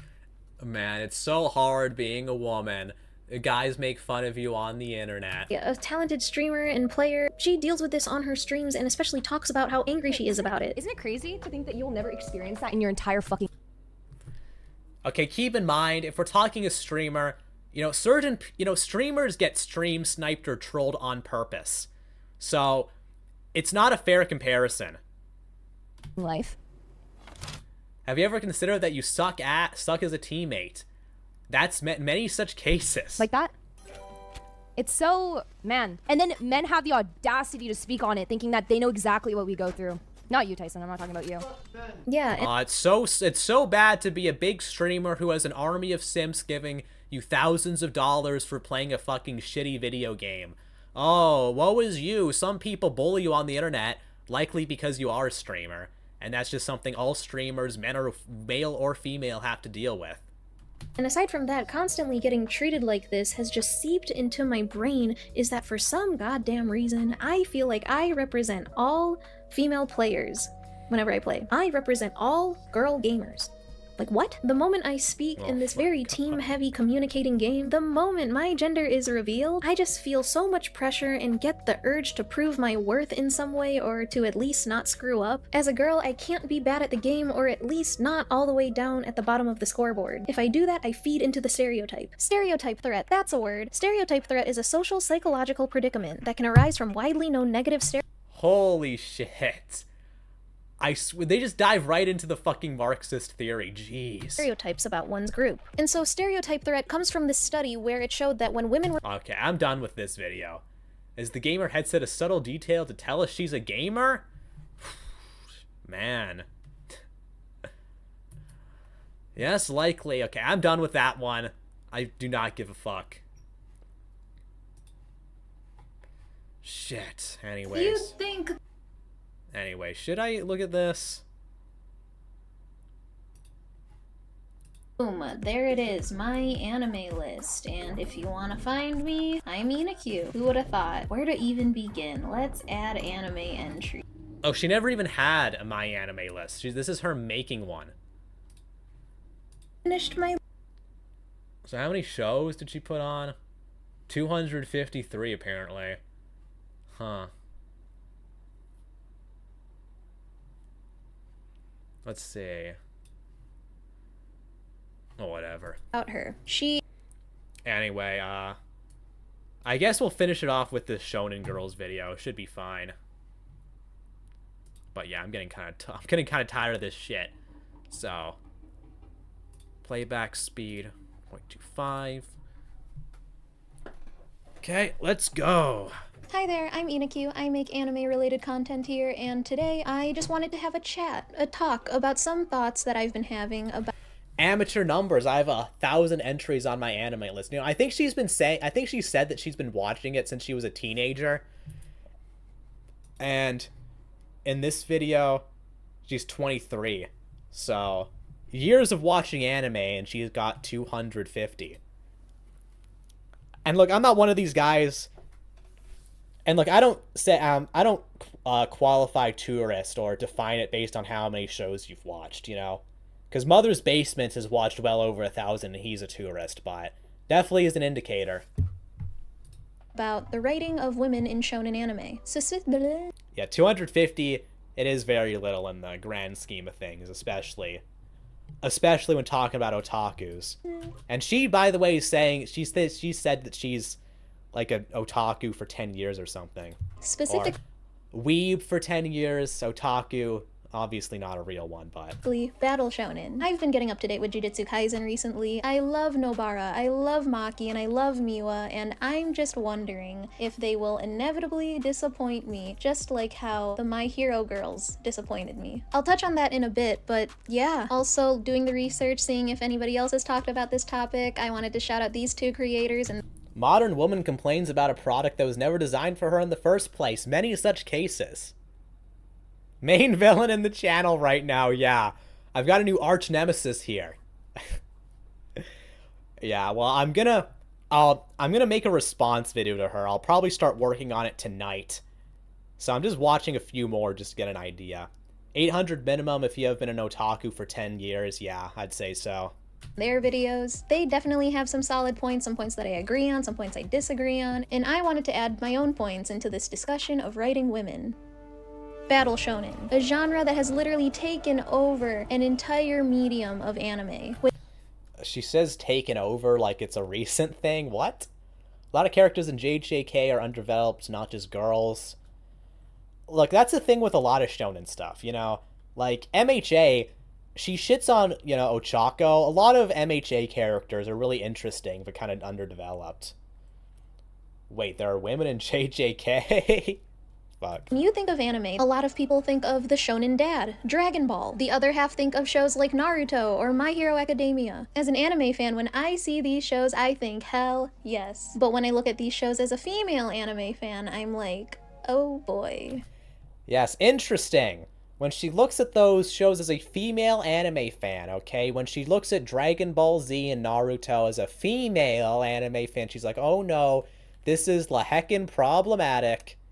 You know, never mind that there are thousands, hundreds of thousands, maybe even millions of other female anime fans who love DBZ and Naruto. And while yes, shonen is a demographic geared towards boys, I myself love a good shonen. Tons of girls love shonen. Okay, so it doesn't matter that shonen is for boys. Okay, I'm a girl and I like shonen, so it has to appeal to me. Well-written female character according to this void equals ugly. I love meeting a whole group of characters with a bunch of different personalities. I see these kids train and try to achieve their goals, and I suddenly become a mother overnight. Do you see these children? They're my babies. I also get hyped. Now this is very interesting. I'll definitely be including this in the video. But you have this childless woman watching shonen shows, which are, by the way, made for teenage Japanese boys. Okay, and now she's treating them, okay, like they're her children, okay? They're her babies, all right? You guys ever seen that home math video? You know, in the same way a beaver, when taken out of the forest, will make a dam out of whatever junk it can find, a woman, when she doesn't have a baby, will make a baby out of whatever she can find, okay? It's just in their it's just their instincts, okay? If you aren't fulfilling your instinct, then you'll find a substitute. Who thinks like this compartmentalizes in categories like female Naruto fan and Naruto fan? Yeah, it's pretty wacky. You know, and also, you know, she says kids. How, I don't know. I mean, a lot of them aren't even really kids, but Because it's usually teenagers in shonen shows.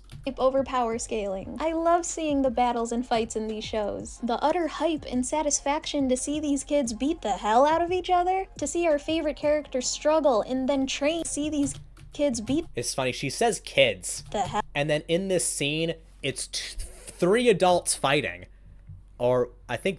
out of each other. And then, okay, I guess you could say Ed's a kid, although by this point I think he's like 16 or 17. To see And then another adult. our favorite characters struggle and then train to earn their victories by the end of an arc? Beautiful. But I just want to talk about how the girls in these shows are treated. How they're written, why it's wrong. Because with how much shonen there is out in the Fuck. world, I can really only pick out a few. Wait. It's wrong. Because with how much shonen there is out in the world. Is Kill la Kill even shonen? I mean, is Sword Art Online shonen? I got some doubts about this one. Yeah, Kill la Kill. How's Kill la Kill shonen? And One Punch Man is seinen. So, like, this is pretty wacky. I can really only pick out a few that actually have good, well-written females. And most of the time, they're just side characters, and they don't even get talked about anymore. Yeah. Oh, yes, this is shocking. The genre that targets teenage boys usually focuses on male characters. Sword Art Online is shonen. I'd have to look it up. I mean, I know it was a light novel, but just thought, heckin' swords and fights equals shonen, yeah.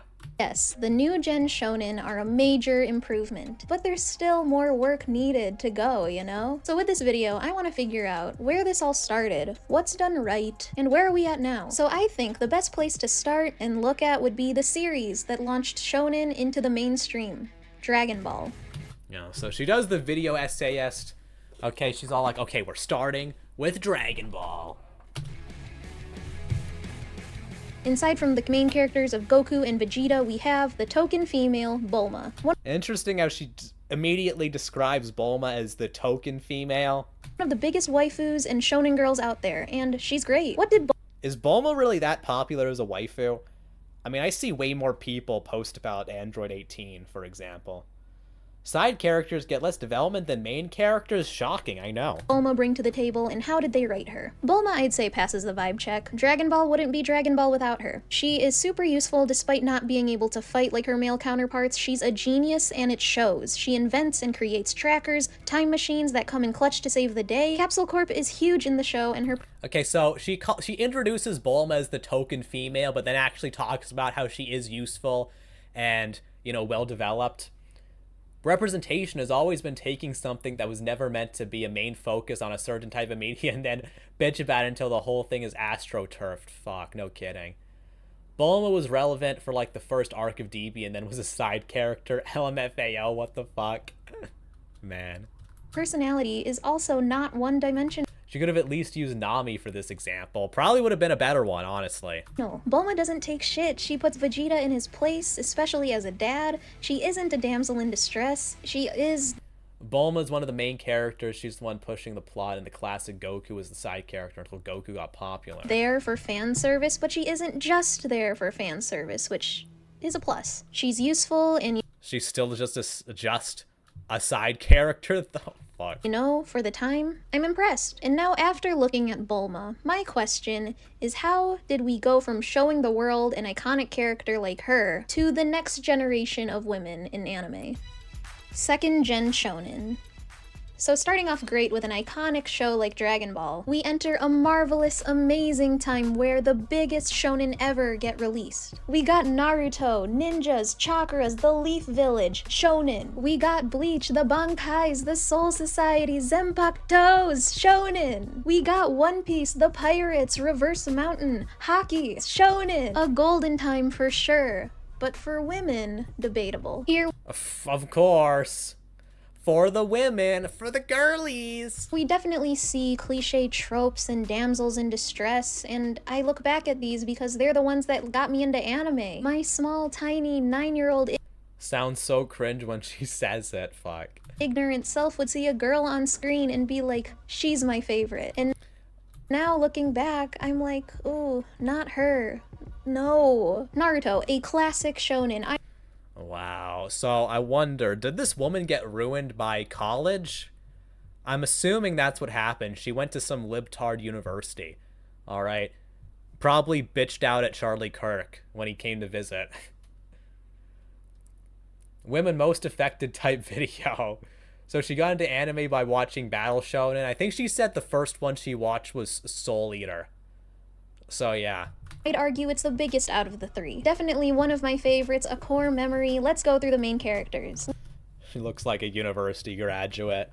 We got Naruto Uzumaki. The show is named after him. He has the nine-tailed fox inside him, and his goal is to become Hokage. Sasuke... Believe it! Now, probably just high school AP English classes. Yeah, maybe. Uchiha, the resident sad boy, who is equally as important as the main character, has the Sharingan, and his goal is that he wants to avenge his family. And last but not least, we have our Also, her tone is really condescending, typical of these academic types. Yeah. You know, it's especially annoying when she says the most retarded shit you've ever heard in your life. Female. Sakura Haruno, a regular girl whose goal is to be with Sasuke. Okay, let's have her only defining characteristic of liking Sasuke taken away. What do we have left? Who is Sakura Haruno? Yeah, she's not as strong or as buffed as the guys on her team, but don't make her just stare at them and cry when things happen. Like, literally, that's all she does. From the... I don't know, sounds pretty realistic, actually. First mission and onward. She literally relies on them to do all the work, and I guess when... Just to complain that it lacks the psychological depth of something from a completely different genre. She's mad because Sakura represents 90% of female anime fans, lol. You know, that reminds me of that one story. I don't know. I'm not sure if this is true or not, but apparently the author of Naruto, his wife got mad at him because he had Naruto marry Hinata instead of Sakura, and apparently his wife is a lot more like Sakura, so... There's a shonen anime that had female MC. The anime is called Air Master. It's a very brutal combat anime where blood is everywhere. Yeah, why can't she watch that? Okay? Yeah, she is the counterpoint to Naruto and Sasuke. She is the normal kid with a normal life. Now, that's a very good point, okay? In these kinds of stories, you do kind of want a normal person sometimes just to ground everything. I heard that too, lol. She tries to do something, she fails. They tease us in the story. You know, it's kind of like, it reminds me, you know, JoJo kind of has this too, in some cases. You know, in part 3, you have Joseph, who doesn't have a powerful stand ability, and basically just narrates fights. So it's not only girl characters who get sidelined in shonen, you know, for reasons. The only gay thing about Naruto marrying Hinata is because he actually likes Sakura. Hinata felt like a consolation prize.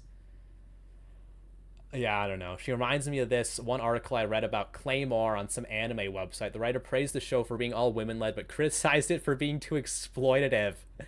But more do they want? That's the thing with leftists, okay? For them, the goal itself is revolution, okay? If they ever actually meet their stated goals, they'll just invent new ones and keep going.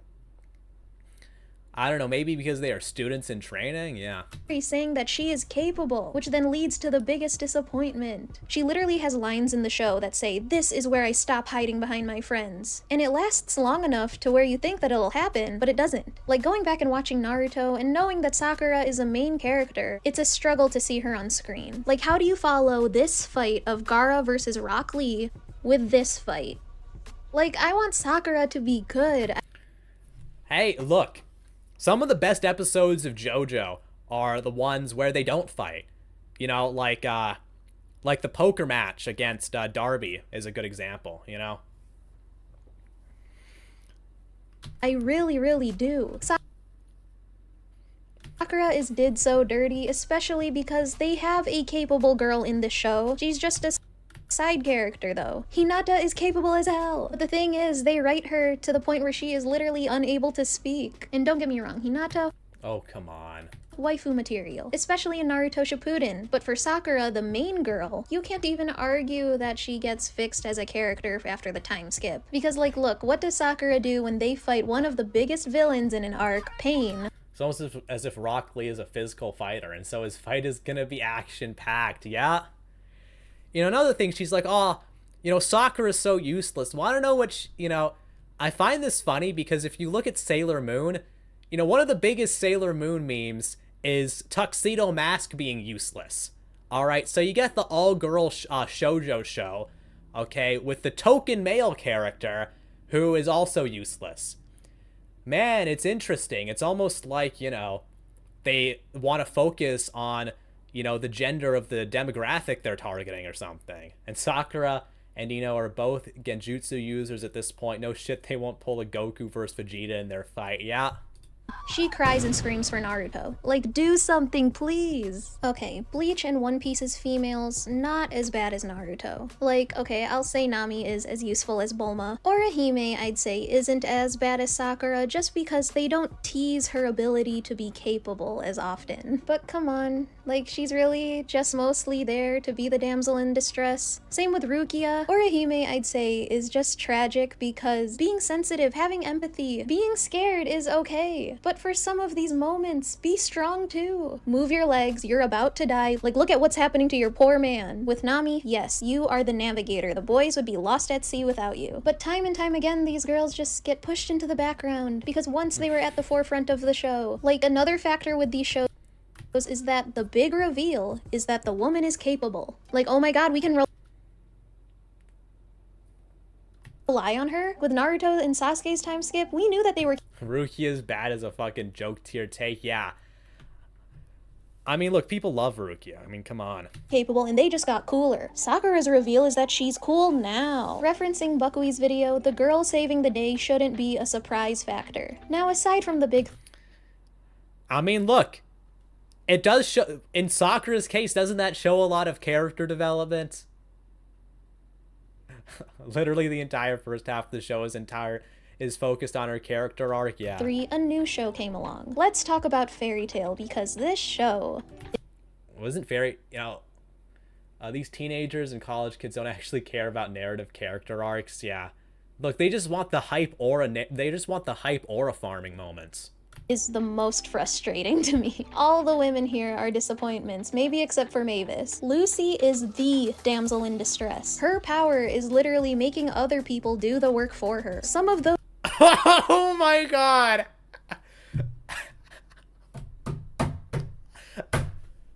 Okay, now that's realistic. A woman's power is making other people do work for her. That's hilarious. They really hate when women act feminine. The reason Sakura sucks is because everyone likes Hinata. Yeah, you're telling me this girl went to college? I literally couldn't tell. Look, okay, I mean, these days college makes you dumb, so... Those people don't even like her half the time. And how am I supposed to take her seriously when... A Tuxedo Mask had an alternate personality. Moonlight Knight basically has a magic crescent saber, the only way he was able to fight back, yeah? And she's dressed like a maid or is in a catsuit. And oh, come on, bro. Come on, what's wrong with that? don't get me started on Urza. She was supposed to be the woman of this series. She was spoken to be as powerful as the men, a leader. I was so ready to see a woman in combat. And then the characterization in the show just died. Lucy, Wendy, Levi, Juvia didn't really do anything. Juvia was just there as a love interest for Gray. Erza did stuff, I guess, but she did it in a steel thong and metal titty shield. Oh, so...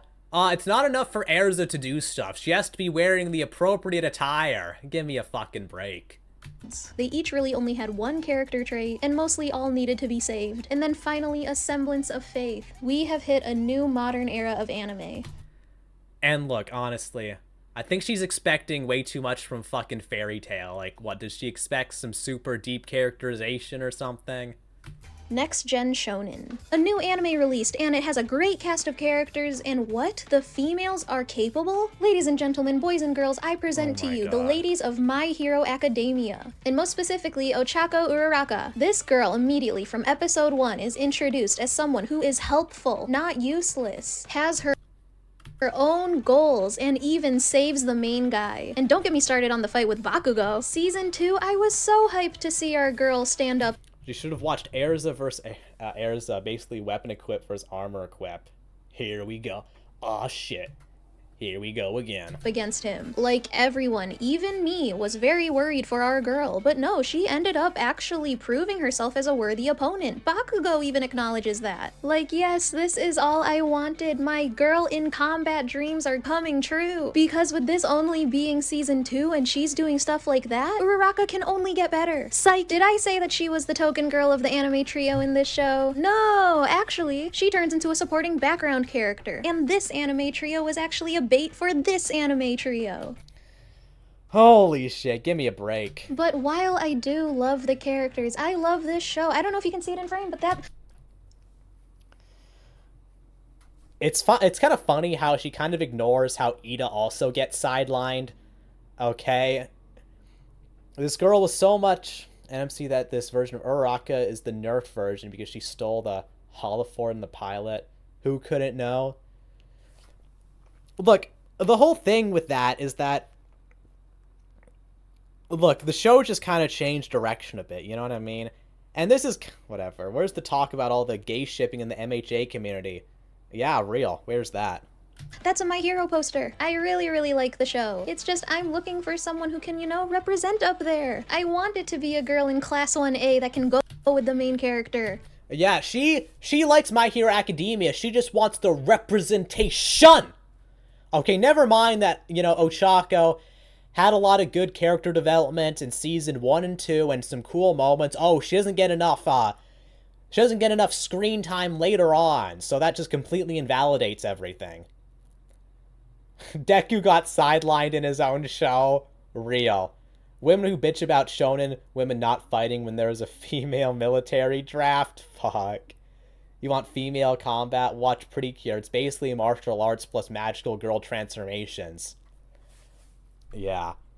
Okay, yeah, you can argue Momo. Yeah, she was one of the recommendations along with Todoroki. Momo has to be useful. She would be useful if she just didn't give up in the middle of a fight. She literally gets so tired in the middle of everything. Oh no, she's using so much of her quirk, that's why she's tired. Bakugo's not tired. Todoroki... Okay, come on. He's not tired. Why does she have to be tired? Like, why are the guys more... Okay, well, her quirk would be kind of super OP if she could just use it infinitely. I mean, ever heard of stakes? You kind of need them for an interesting story. Ready to fight. Oh, they take it more seriously the more dire it is. They get more hype, and Momo just needs to rest. And yes, I keep saying, I do love these girls. I love Jiro, I love Froppy. And yes, I respect that Ochako wants to be, like, number 13. She wants to be a support hero. Girls can be strong without needing to throw their fists around, yes! But does every girl in shonen anime need to be written as just support characters and healers? I'm just looking for a girl that can kick as much butt as the guys can, and be as important as them too. Like, it would be even more— Oh my fucking god. Yeah. satisfying to see these powerful girls that also aren't there for fan service. Like, they don't need to do that to be powerful. I'm not really talking about, like, people like Mount Lady. Like, yes, she has to wear a skin-tight suit, but so does All Might. Looking at you, Mirko. Like, yes, her quirk is above— Fuck, yeah, now she's complaining about the fan service again. Keep in mind, MHA is made for teenage boys, okay? Bunny, but do you know how often women and bunnies are paired together? Like, I cannot stress how mad and how conflicted I was when I went to the movie theaters to watch Two Heroes. There was a scene where our main cast, Class 1A, was surrounded by, like, evil robots. They all couldn't get away safely unless one person stayed behind to create some time for them to get away. No one wanted to do it until our girl Uraraka volunteered. Literally everyone was worried again, and she said, "Go on without me." Uraraka, yes, I was so hyped to see her kick some villain butt. Uraraka gets her moment. But then Bakugo comes and saves the day instead. Like, yay, Bakugo. But, I don't know. You know, it's actually kind of funny because, you know, all the Fujoshis who watch MHA prefer Bakugo hype moments over Uraraka hype moments. Ma'am, could you please move to the different aisle? She says she wants diversity in a super hero/skill anime. Of course, you're gonna get support skills. Oh my god, it's not all combat. That's a big part of it, you know? You know, honestly, like, having a healing skill is way more important than having, an offensive skill. Man, this is a Wendy's. Is there something wrong with damsel in distress types? There exist people like that in real life, too. Yeah. Man. My girl was about to do her thing. Oh. Yeah, it is in character. Yeah, also it is in character for Bakugo to steal people's thunder. Come on! It's just what I've seen with shonen anime is that they either write them as they're basically a guy, they're basically a child that can't fend for themselves, or if they can fend themselves, they have to wear a bikini while doing it. Man, based. Fuck. So, it's like, okay, shonen doesn't have enough women. It doesn't have enough women who fit my very specific standards for what constitutes a good female character. I just want a feminine badass character who is as thought about as the guys. She doesn't need to drop her feminine. I need a badass female character who's not too sexy and who isn't a side character. She needs to be a major character on the same level as the MC. Okay, you're kind of putting up a lot of gates here. To be as powerful. All the dudes get great backstories, solid powers, and then all the girls literally just don't exist until the main character starts talking to them. No character Oh my god. defining backstory, no extra power that helps them keep up with them. Like, write my girls as actual people. I'm pretty sure every example she gave had all the female characters were well characterized. What is wrong with bikinis? Not every place is cold like Canada. Oh, because it sexualizes the women. But a few years has passed again, and newer generations of shonen anime are actually making moves. I just don't want to get my hopes up when I watch these newer shows. The moment they're useful, they fade to the background. Like, yes, we have Nobara and we have Maki. Both of them are really solid so far. But then again, the anime trio per se isn't as prominent in Jujutsu Kaisen. And yeah, Nobara had that great speech when fighting that witch girl. I was like, okay, I see you. I just hope that her character continues to grow. I hope that she stays as relevant because Uraraka, I'm sorry, you're as useful as Koda now. You're there to remind everyone that you like Deku. But also, other than Jujutsu Kaisen, we also have Demon Slayer.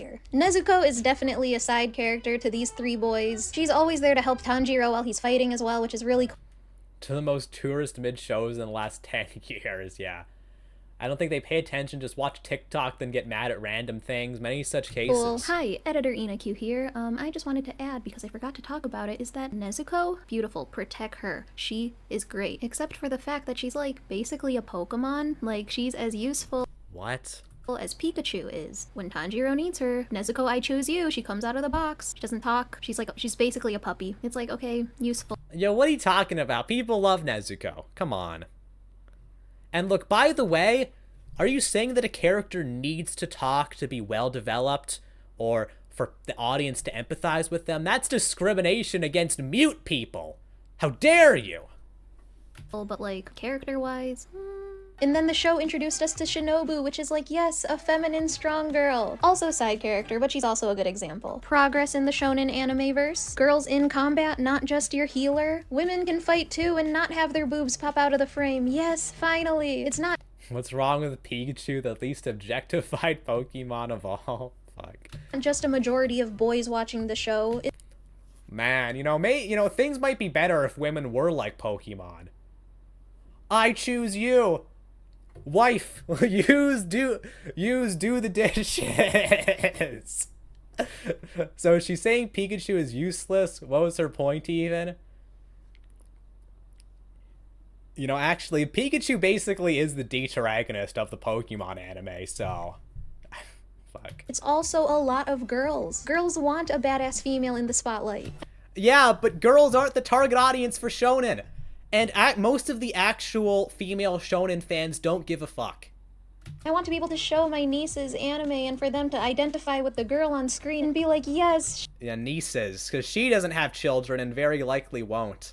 She's great. And now by the looks of it, I'm glad it's moving forward. But yeah, that's the video. Those are my thoughts. If you want some female-led shonen though, I also got you. Soul Eater is a great one. Our girl is the main character out of the anime trio. And the guys are only helpful because of their female sidekicks. Inuyasha.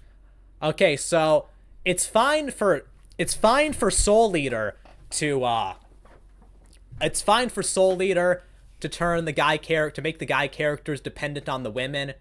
All right. But it's wrong the other way around, okay? Whatever.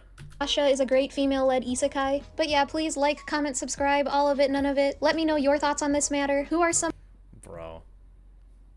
her standards of what makes a good female character are too particular, not universal. Not everyone has her specific standards. I mean, that's true. It's not even really based on anything super specific.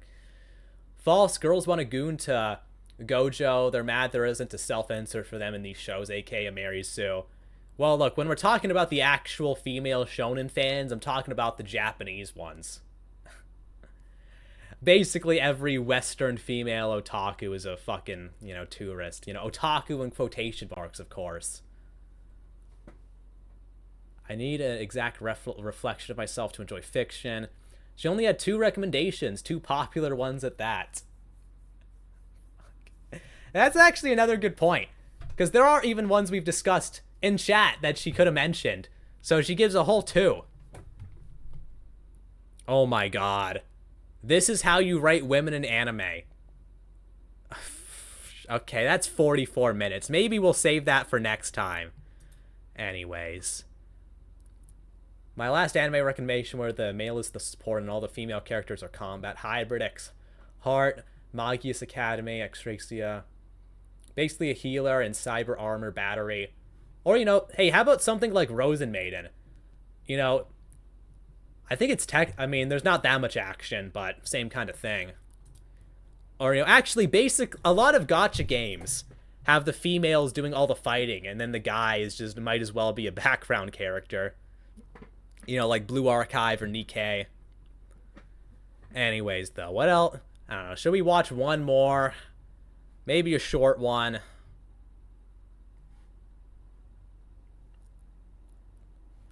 I mean, if you want to write realistic women and not your imagination, why not just get a woman to do the writing for you? I mean, to be fair, women aren't really very good at writing females.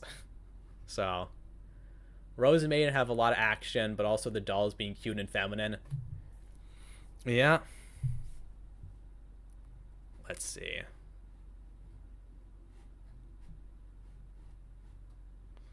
I guess we'll watch The Reality of Being a Female Anituber. Oh, fuck. Anime every guy should watch. Fuck. Okay, fine. Fuck. Hello, hi. My name is ZenaQ, and I'm an Anituber, or anime YouTuber. I recently just hit 30k subscribers, and as a content creator, that's a big deal. I am always trying to find ways to make myself stand out and make videos that people enjoy. And with hitting this milestone, I thought, why not share my journey so far as a girl on this side of the internet? I originally wanted to make a Q&A video, but I think this video topic is a lot more interesting. I've also been having a lot of thoughts on this topic, and why not mix it all into one celebration video and... We are really on the Polish corridor. Anituber, yeah. Don't even get me started. Oh boy, this will be a good one. So with that, thank you again so much. Let's get into the video. Okay, so if you Oh man, she must have thought that she was like fucking Alfred Hitchcock with this shot. Watch my videos, that probably means that you like anime. Now, here's a question. How much do you really like anime? Like many others, anime is something I've always been into. How much do you really like anime? Like many others, anime She's got the Witch Hat Atelier. You know, in every video, I think these are the only manga she's actually shown in any of her videos. So she has 1, 2, 3, 4, 5, 6, 7, 8, 9 manga in total. Oh, but she's this legendary... She's a weeb, guys. Something I've always been into Thea Dish, have you heard of High Guardian Spice? Oh my god. Growing up. If you saw photos of me in middle school, you would see the textbook definition of a cringe anime fan. At least now, today. Witch Hat Atelier next to her copy of the Communist Manifesto. Ah. Man. No, but it looks too canish and gay. You can say that again. For someone who loves anime, she seems to hate a lot about it. Many such cases. I can look at myself and see that I'm more socially well-adjusted, but the idea of becoming a YouTuber has always been there for me. Ever since I was— Of course, she wants the attention. Old enough to comprehend uploading to the platform, I was hooked. Like many others, I spent years uploading anything. I experimented with a lot of things, many things that I would never show to people today, and ultimately I went to film school. I wanted to go to work. She went to fucking film school! in Hollywood. I showcased that I was an artist, a storyteller. I was an artist, a storyteller. But YouTube knew who I really was deep down, a degenerate anime fan. But I'm a degenerate anime fan. That's why I bitch about fan service in all my videos. Too pretentious to be relatable and too generic to be genuine? Fuck, that boy from the meme is more genuine a fan than she could ever be. So, of course, socialist, well-composed. I love anime like everyone else, except the writing, characters, plot, pacing, comedy, fan service, designs, music, voices, etc. Why is it always the failed movie director? You know, honestly, that's the thing, okay? She's like a washed-up theater kid, basically. One of these, like, I guess a movie sister, a film sister. between the vlogs and pretentious upload. Look, these people, you know, they have big egos, they're kind of pretentious, all right, but they're talentless, all right? So, you know, instead they go into this other shit. And because the bar for YouTube is really low, they can, you know, make some kind of career. I decided to post one video about anime, and then the algorithm liked it. It was pretty clear what the people wanted, and if I really wanted to do YouTube, I had to ride that wave. Okay, I know this story probably sounds like I don't even really want to make anime content, but it kind of is. It's like, oh, I only started making anime content because it was good for the YouTube algorithm. I mean, she's kind of admitting to being a bit of a grifter there. And I mean, I've said before, basically all YouTubers are grifters. But, you know. Trust me, I do. A girl who was that deep into being a filthy weeb can never disappear. It felt right, I knew what I was doing, so I decided to go all in. I went from trying to be like Casey Neistat, Peter McKinnon, to somebody like Aki Dearest and Giguk. As a girl Aki Dearest. Maybe I should look into her one of these days. Into nerd culture, I wanted to be like the other girls. I wanted to be like Valkyrie, Emi Richu. And so I followed them. The hilarious part is, in truth, she only has an audience because she's a female. Look, that's a big part of it. I mean, if she was a guy, she wouldn't be getting the same amount of views. But I don't think she has that many simps. I think it's mostly like feminist tourists. Not the bread tubers. Yes, that is true. Definitionally, a grifter is someone who doesn't really work but performs for money. Yeah. I made my name quirky. I went from Sabrina to Ina Q. I'll Sabrina to Ina. fully become a part of AniTube. Upload anime content only, go to conventions, I'll meet other AniTubers, and then when I get back to Chicago... Too much of an uggo for simps. Yeah, the slip up. Nerd culture, not otaku culture, not even weeb culture. Yeah, that was a good catch, actually. Yeah, she says nerd culture, not otaku or weeb or anime culture. So I'll really go hard on making anime videos. Weirdly enough, she's been making anime videos for 5 years and she still doesn't have 100,000 subs. I mean, keep in mind, I mean, my channel ain't exactly doing great either, but it's because I barely make videos. Probably be a grifter one day because it's better than being a neat lol. Real, actually. It's not even that hard. Just drop engagement bait on Twitter, and then you can get the Elon bucks. She looks like the type of person that could be a participant in the Dartmouth Scar experiment. Man, I'm so tired of these tourists. They ruin everything. It really shows her film school with these shots. My god. You know, the fucking student films I saw in high school were better than this, though. Guys, I'm Twitter famous.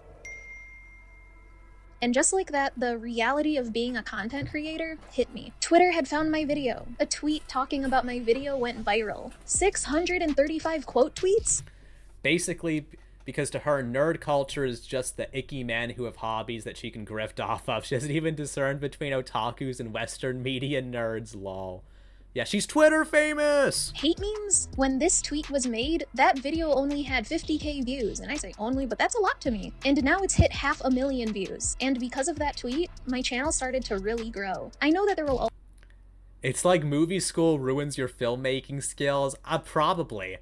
I wouldn't be surprised, actually. always be hate when you post yourself online, like that's whatever. The biggest thing was that my videos were reaching people outside of my audience, and that's all I could have ever wanted. But it's a big thing that you have to really take in. So to answer that question, how much do you really like something? How much do I really like anime? Is it so much that it's worth putting your opinion online and having people talk about how you look, messages about your gender, comments about things you can't control. Why don't I like characters from a genre specifically made for the opposite of me? If females are too revealing, this is ironic because in this video, I see her arms and... That's actually real, okay? That shirt is pretty low cut, and she's bitching about fan service. This is the whole thing. Women bitch about sexualization. They sexualize themselves way more than men do. Chest. Shonen means it's made for boys. Lady, it's a... Shonen literally means boy. Yeah, we have all these base takes from Twitter, and she's all like, I'm under attack! My channel is under attack! Shonen magazine. My channel is under attack from the far-right chuds!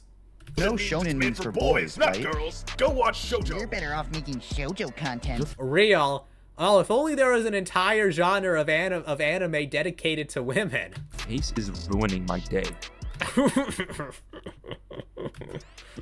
Okay, as a content creator, I get working the algorithm, but I like to think while I do use some clickbaity thumbnails and video titles, that I am not a hater. I am not a negative or hateful person. I would never hate on someone for liking something, especially To be fair, she's not as bad as that one Addie chick.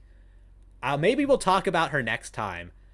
But Addie literally says that otakus are just a bunch of basement-dwelling losers. I'm under attack! They're exposing my hypocrisy! Doubt that hard. because I like it too. I just get really into shows and get frustrated about something and want to talk about it. Are YouTube comments telling me that Naruto and My Hero Academia are above criticism? I can't Look, the whole thing is that you're criticizing just fundamental aspects of these series, of the entire shonen genre, okay?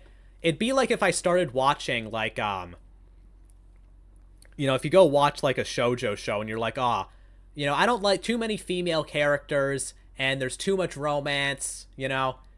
That's not what it's supposed to be about. It's like you're a vegan in a steakhouse. Like, why is there so much steak on the menu? We need more salad. Get the fuck out of here, bitch. Brittany Venti's still the most insufferable IMO. I'd agree, but she doesn't have that many videos on anime.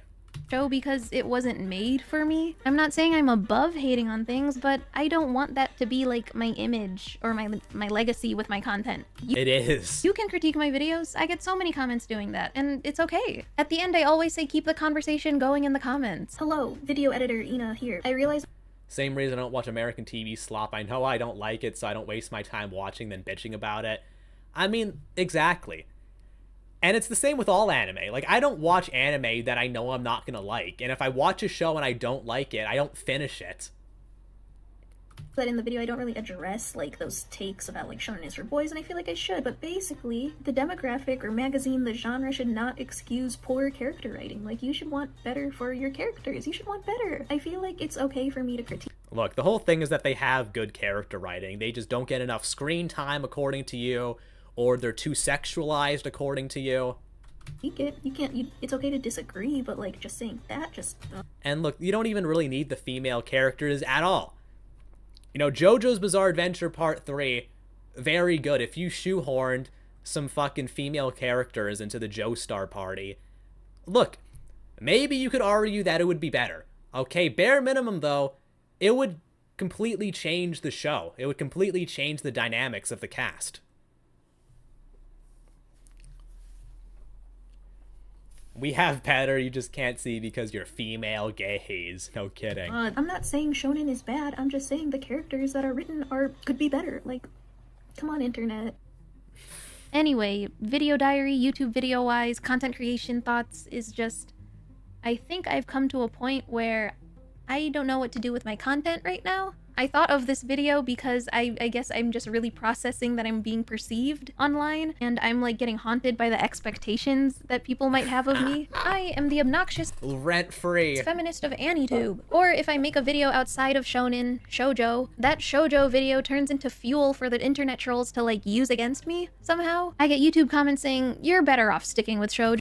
Great point. Again, female characters need to be inserted into shows where they don't belong according to feminists because of their inherent gynocentrism. Yeah, nothing to grift, ran out of things to be upset about. She is haunted by her own infamy. Joe, you don't get it. Just go back to shoujo. Why are these comments framing shoujo as if it's a bad thing? It's like saying, look, no one dislikes shoujo, okay? People dislike the hypocrisy we see from people like you bitching about shonen. basketball is for guys. Go play with your dolls. It's like playing with dolls or watching shoujo is somehow less. Oh my god. Shoujo and josei slap. Fellas, step out of your Yeah, then watch it.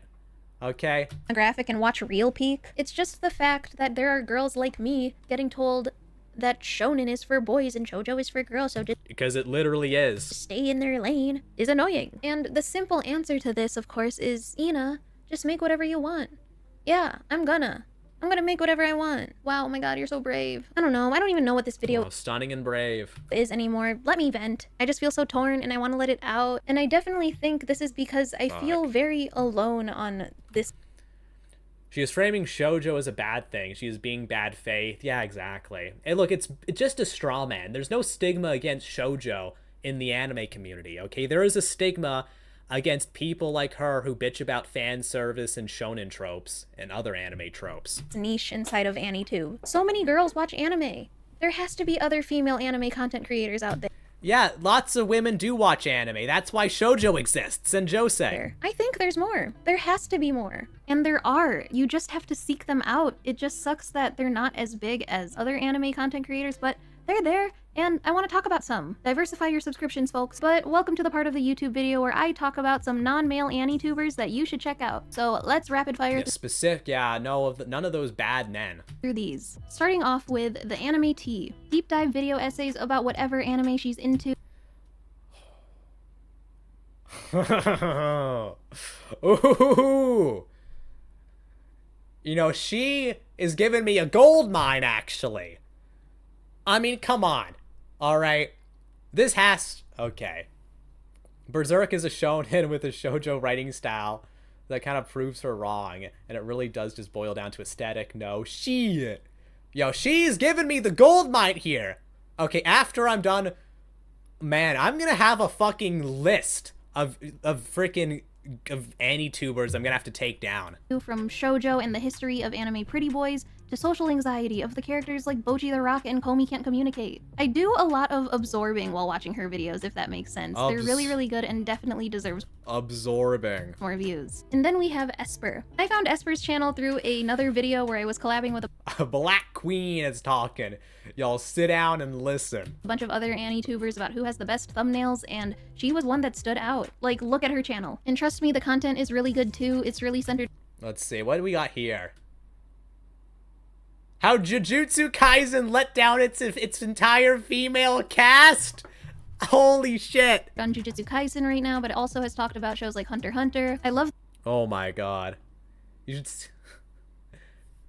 Her videos are addicting though. She is so wrong that it is entertaining to watch to see how much she is wrong. Yeah. You should seek Mizu out. He has a series called AniTube Audits that he is doing exactly what you are doing. Ooh. Yeah, thanks. I'll look into that. Thank you. The atmosphere of her videos, they're a vibe. You should definitely check them out. Next up is Hazel. You like anime video essays? Anime deep... Fuck. Oh, anime video essays, and like one of the top videos is about Sonic Underground. This one looks a little more boring, but yeah, Mizu has some good vids. Watch Hazel. Super well written, well... Even shows that purposefully uglify their women to make their girl bossness more prevalent, like JJK, still get shit on by these liberals. That's the whole thing, because they don't have real goals. It's all about the eternal revolution. Well edited, and you'll enjoy it guaranteed. Lines in Motion. Their videos are so visually and mentally stimulating. I think they're almost at 70k subs, but honestly deserve so much more. Watch them before they get big. They're all Lines in Motion. Their videos are so visually and mentally... I didn't like Berserk and Chainsaw Man dealing with loss. Stimulating. I think they're almost at 70k subs, but honestly deserve so much more. Watch them before they get big. Mini Mosey. Small... Oh, another queen! Channel as of right now, but her videos are so well made, so well crafted, and also really artsy, which I appreciate. Talks about what... Oh my... 1,000 subs. Whatever anime and manga she's into, from One Piece... Let's see. Fishman Island. Should you read Witch Hat Atelier? All these guys were talking about Witch Hat Atelier before it got big. Literally all those channels are staunchly leftist ideologues. Interesting how she doesn't, you know, mention someone who's more neutral or maybe someone right-leaning. You know, like one Annie-tuber I kind of like. I don't really watch her much, but I think it's Natalie X Hunter or something. But, you know, she's too based, even though she's not even political for this chick, so. No, I won't watch any of them besides our girl here, my Asian queen. She's only recommending them because they push her agenda, yeah. Pure Revengers definitely has good stuff there. Melon Tea. I can see the bias. Super interesting video essays and anime commentary. Mostly talks about One Piece right now, but also talks about other shows like One Piece, okay, whatever, I guess. Click, Code Geass, Yu-Gi-Oh!, Haikyuu. Probably about how One Piece is actually Marxist theory or something. I just binged her channel last night, and she is definitely someone you should have on your radar. Lady Emily doesn't. Oh my God! Come on! I just binged her channel last night, and she is definitely someone you should have on your radar. Lady Emily. You're really gonna talk about Lady Emily? This is the girl who falsely accused Sugar Conroy, by the way, and she is unapologetically a bread tuber. Emily doesn't upload that often, but when she does, you have to watch it. More video essays, talks about shows like A. Let's see what we got here. Her third fucking video here is about Harley Quinn and Poison Ivy, so it's a lesbian relationship and then what about Spider-Man? Is she even an Annie-tuber and then Cinemassacre? She doesn't just even talk about it? Berserk, but also things like Kitchen Nightmares and Spider-Man. Okay, so she is not even really an Annie-tuber then. She did a terrible Berserk video. Maybe I'll look into that. Colleen's Manga Rex. Colleen is awesome. She is a huge voice for the shoujo and josei community online. Makes videos all about... Let's see, what do we got here? Shoujo Isekai. Shoujo Romance. Whatever. The genre from recommendations to analysis, and is super fun to watch and listen to. If you don't know who Colleen is, I feel like you've been... You have to react to Colleen's Manga Rex. Is it really that bad? Okay, I'll look into it then. Probably not today, because this stream's at 2.5 hours, but maybe next time I'll look into it. Analysis, and is super fun to watch and listen to. If you don't know who Colleen is, I feel like you've been living under a rock. Sailor Guardian Hope. Another shoujo josei content creator. If you don't know who Colleen is, be grateful. She's arguably worse than Inaku. Holy, okay, I have to look her up now.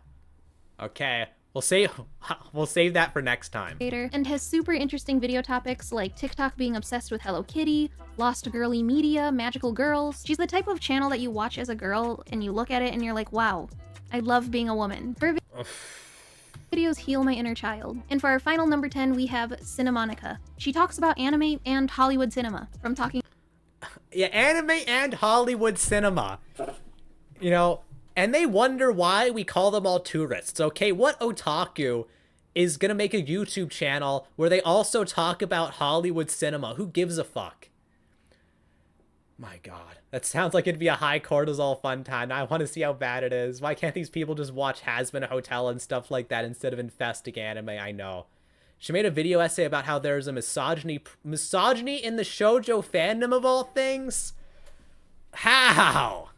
About Ghibli to ranking A24 films, and also gives really great recommendations. If you subscribe to me for my anime recommendations, you should definitely subscribe to her too. Okay, that is all for now. Please check them all out. Say that I sent you. That would be awesome. But one more thing that you should also check out, the Inaku Patreon. You should do it. You should at least check it out. International Women's Day just passed, and just do your part. Show your love. And then she shills her Patreon because it's International Women's Day. Me. Any bread tuber. Woman money. I'm kidding, of course, but in all seriousness, please. Trying to get more creative with it, so let me know if you like this. These are my inner thoughts while posting. Okay, that shit was ass. Well, whatever. If you're skipping... Well, okay, so now that we've all learned that we're all a bunch of sexist, misogynistic chuds that need to be re-educated, we should watch this anime every guy should watch video, okay? This will be the finale for today. I can see her 5 o'clock shadow in this shot. She is so chopped. It's crazy, but yeah, she does have a 5 o'clock shadow. Okay, that's a lot more than just peach fuzz. I'll say that much. I know International Men's Day. Technically, there is one. It's just no one celebrates it. out on shoujo, you are robbing yourself of some of the most insightful, emotionally rich, and straight up entertaining stories out there. I mean, I get it. You see pastel colors, you see romance, and think, nah, that's not for me. Okay. You know, as if most of the Precure fandom isn't adult men. I mean, this is what I mean, how this is kind of stupid. Male anime fans love cute shit, okay? They love cute girls, you know? So it's really stupid argument. But I think International Men's Day is on November 19th, yeah. That's not made for me. I'm not gonna lie, you can't keep living like this. Is that how you look at shoujo? The depth, the wisdom, and the sheer emotional intelligence. Emotional intelligence. Me as a Precure fan, Lamau. Look, on emotional intelligence is a real thing. Okay, but anybody who talks about emotional intelligence likely has very low emotional intelligence, especially if they're a woman. They ruin anything guys enjoy, feel sad for what happened to Snowbreak. You know, I should watch a bunch of shoujo shows and then make one of these tourist video essays. Like, where I'm like, shoujo is great, but actually, here's everything that's problematic about the genre and everything that needs to change. I'd do it as a joke, but I'd frame it like as a serious thing.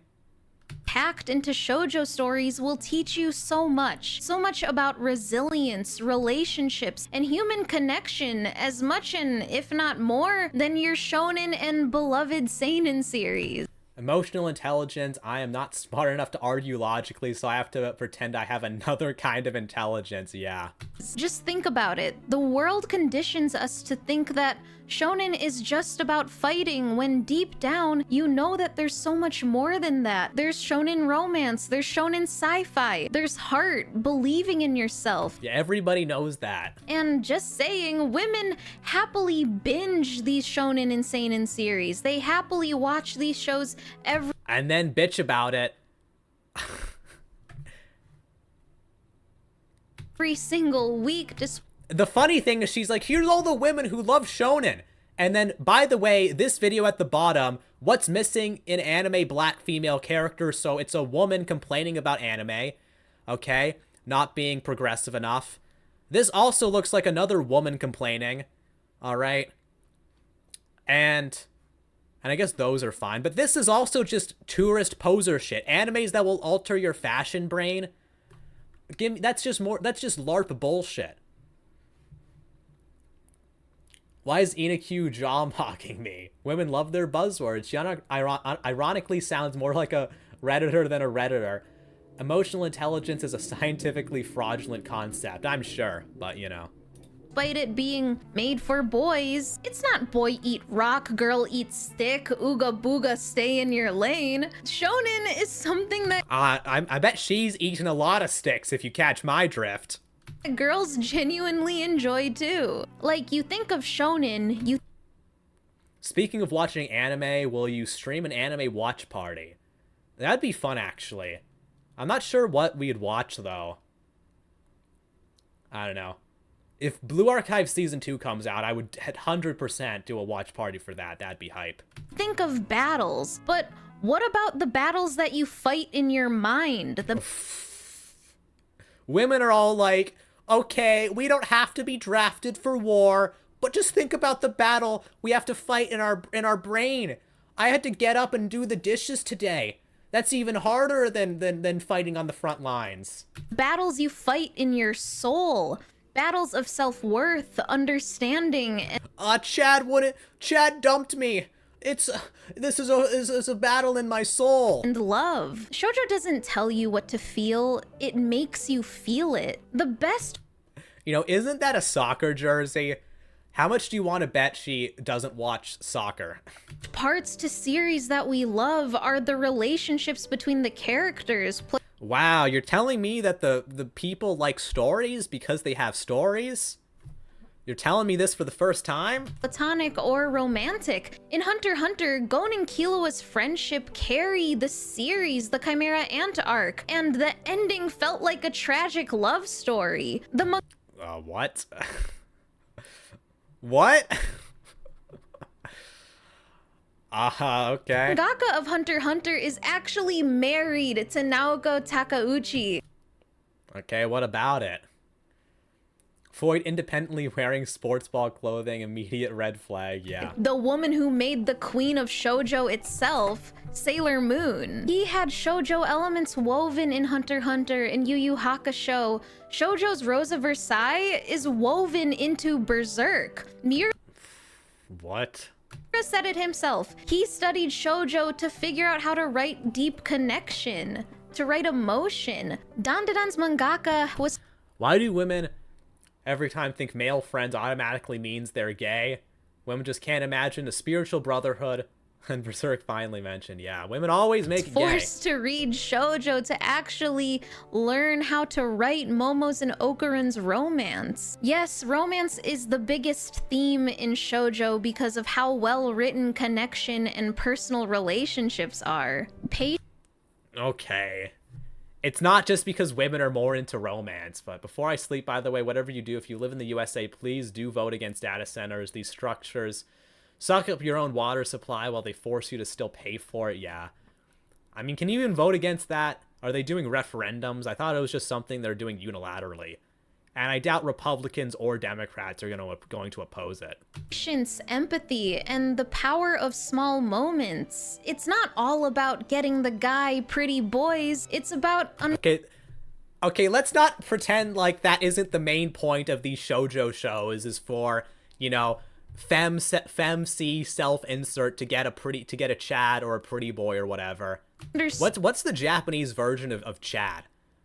I'm gonna say Yuya, okay? Yuya is definitely like a fuckboy Japanese name. All I'm hearing is the men are as romantic, if not more so, than women are. It's almost like men crave love and care as well while appreciating beautiful art. Chang's for the Chinese. So, let's do Yuya, okay? All the Japanese voids, they read shoujo because they want Yuya. Standing people, what makes them tick, how to grow as a person. It's fine, this is a... And navigate yourself in this world. And if you don't think that's valuable, I honestly... How about you? That could work, actually. Don't know what to tell you. Shoujo has crime thrillers, horror, comedy, and the art itself is just so charming. The fashion and style... What about me? Not so sure about that one. Style that the characters ooze alone in these shoujo series is a reason enough to just check it out. Look, oh yeah, fuck. I don't know. Look, as if other genres of anime don't have very good character designs. Well, Chad in Japanese is just called Ikemen. That's the common term. Ikemen? Okay, well. Alright, all the Japanese foids want the Ikemen then. Well, look, we'll workshop it. Look at some shoujo art. Like, they're really pretty. Not to be pretentious or anything, but you should step out of your comfort zone of Demon Slayer, One Piece, Re:Zero. Don't let I feel like she's kind of projecting here. the made-for-girls label and stigma stop you. The thing is that, you know, a lot of the otakus who do not like her criticize her. Also, her head is being cut off here. Okay, nice one. But the otakus who criticize her the most, you know, the male otakus, they're the ones who step out of their comfort zone the most. I'm not The design is kind of inky, eh? gonna lie. If trying everything is watching Nana. I don't know, Nana ain't exactly that obscure. If you can watch 1,000 episodes of One Piece, you can try out 25 episodes of Yona of the Dawn. Honestly, I would start with Yona of the Dawn if you were interested in shoujo or josei. Maybe Banana Fish and Nana as well. Banana Fish is a crime thriller series that's honestly so dark and just wild from start to finish. Our main character is caught in the web of gang violence and corporate conspiracy, and there's so much tragedy in it. The dynamic between the two main characters is so interesting. I honestly don't get why this series is talked about as much. Yona Well, you kind of just described it. of the Dawn, like I previously mentioned, a political fantasy where our sheltered heroine, who's the daughter of a king, gets murdered. So it's up to her to rise up as the princess to survive betrayal, form alliances, and actually become a warrior. Fellas, shoujo has... Wow, so brave. It's like these are incredibly popular shows that normies don't know because they only watch the most current thing. Man. Yeah, Banana Fish's yaoi code. It definitely looked like it. I'll say that much. Heard it was good, though. Yeah. War. And it's one of my... This has good art style, but most of the shoujo looks uncanny. I don't mind the shoujo art style, but yeah, it definitely looks a bit off. My favorite series ever. Nana, you might have heard of this one. It might break your soul. It's so much more than two girls navigating their love life. It's them navigating their ambition, the sacrifices that you make for your dreams. It's about the pain of just living and having resilience and being able to persevere through it. The fashion in Nana is all... A bit off topic, but do you like Black Lagoon? I watched the first season and I thought it was pretty solid. I should watch the rest of it sometime for sure. Also just chef's kiss. It's so good. It's so good. For some shoujo, maybe josei manga, I'd check out Wake Up Sleeping Beauty, which is a shoujo series that was recommended to me by friends of the channel Mikey Yubi and Broken Ronin. Okay, more people for the hit list. It's a romance drama with a psychological twist that flips the fairy tale story on its head. It's about a young boy who meets a mysterious girl in a mansion, and honestly, it gets you from the first chapter alone because of the twist that it has. I'll watch them all in one sitting. She's literally arguing that men lack the capacity and psychological openness to understand deep stories, by the way. Look, that's definitely the implication, you know? Because shonen has a lot of that too, which she mentions. And she kind of says it earlier, but, you know, that's the whole thing, you know? She doesn't outright attack men in the way, say, someone like Addie has, right? But in the way she frames these things, she definitely does, you know, do that. You know, imply certain things. Why do fairy tales always need to be subverted? Shrek has ruined everything. Fuck. Always starts with something, you know, seemingly innocent. Broken Ronin is literally just some regurgitator type with a Marxist critical theory undertone. Fuck. I really think that the fellas would like this series. And I did too. Maybe check out Kimi ni Todoke. I honestly just made a whole video on how I love the anime. The manga is great too. If you're into series like Bocchi the Rock or Komi Can't Communicate, this is for you. And if not, I might say it's better than the others. What? It's not a competition. I really love this series. A girl with social anxiety who's been isolated wants to make a change. It's really cute. It's really sweet. And I love my girl Sawako. Chihaya Furu, a sports series, which has an anime too, but the manga is how I'm experiencing it right now currently. It's about a Japanese card game that's all about speed, memory, strategy. If you like the kind of interesting emotional highs and lows from other sports anime, you will find that here too. It's about our main girl's love of the... You know, I have no idea how she does the stupid green screen thing, but then she cuts off her fucking head. I mean, come on. Game, the bond with her team. It's genuinely really fun to just live through. Thank you so much, Colleen, for putting me on. I could go... That show is actually kind of cool, but again, why is she acting like people hate this? Look, it's because she's trying to, you know, she's trying to put shoujo on some kind of pedestal, and to do that, she has to knock it down first. She is intentionally trying to downplay shoujo in order to uplift it herself.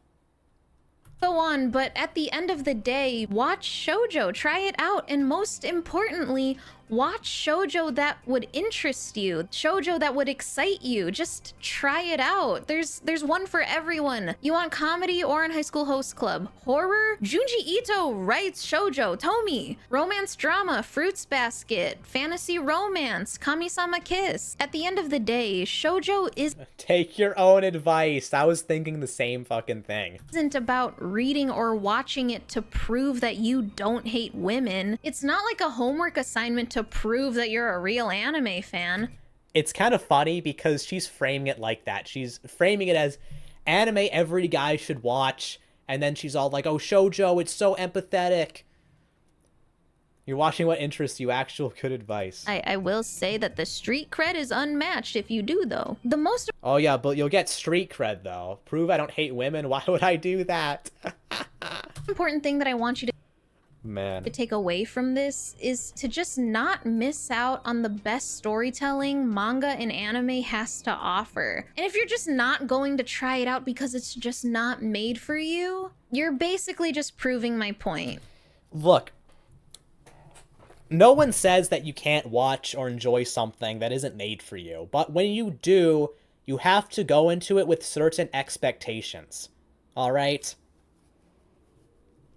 You know, I wouldn't watch a shoujo show and then complain about how there's not enough about the male representation, or that the MC is a female, or the tone or whatever, because it isn't made for me. I'm not the target audience.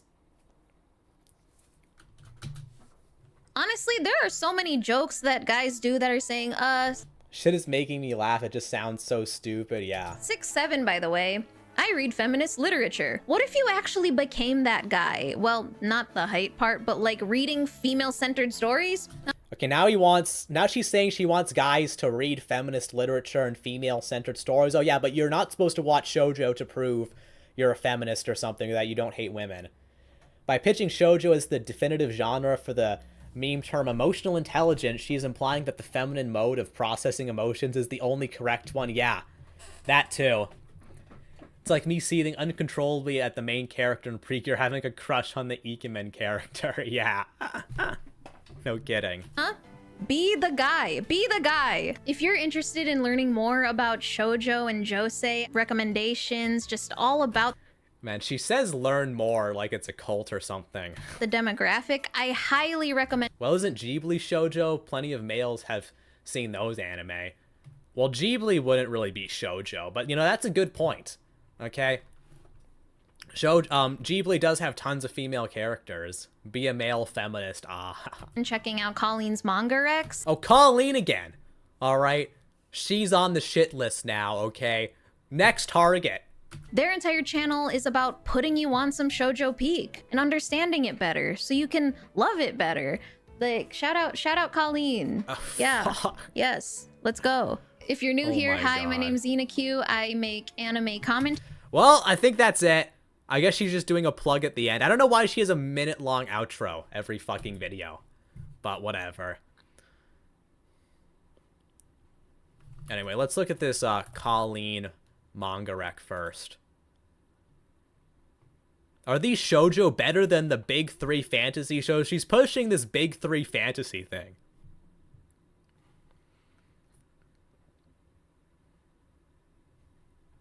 Fuck. I'm gonna have to find... She has 100 videos. I have to look. The decline of shoujo anime? This must be what they were talking about. Misogyny. So, it looks like these are the two big ones. Fuck. The decline of shoujo... Okay, I think I found... And the death of media literacy. Ironic hearing a leftist talk about media literacy. Media literacy to a leftist is just saying that everything is actually leftist except for when it's actually racist. What the fuck is Big Three fantasy? Funny how they bitch about shonen but use shonen popularity metrics to base their discussions. They say that the Big Three fantasy is Frieren, Dungeon Meshi, and Witch Hat Atelier. Also ignore how Witch Hat Atelier completely fell off and no one talks about it anymore. But it's just a completely bullshit made-up term. But anyways, I think that's it for today. I was going to talk about that one a little bit. I'll probably add this one to my video because, yeah, she does frame it in a very misandrist way, which is definitely worth talking about. And maybe I'll bring up this one just to make fun of her being a film student.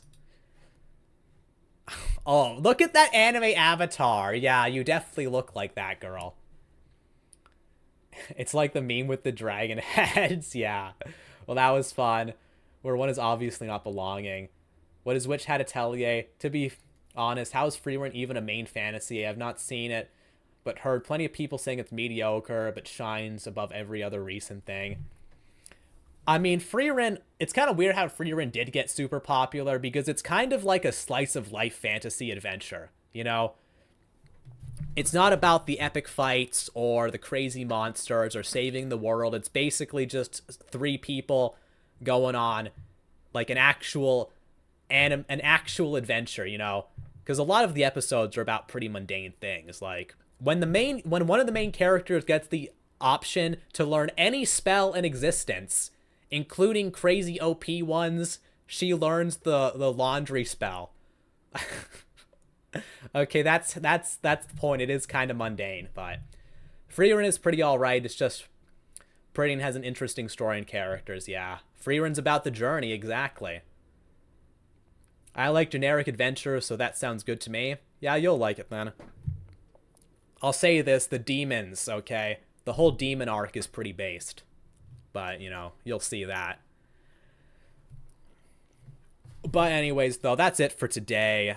Sandwich spell, I said no onions. Okay. Demon genocide based? Yeah, total demon death. Alright, that's what Frieren says.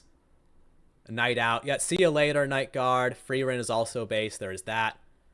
Heard plenty about the base demon lord. Good day, man. Yeah. Yep, thank you guys all for watching. This has been Kai Maren. Oh yeah, be sure to so be sure to like and subscribe. Alright, this has been Kai Maren. Thank you guys for watching, and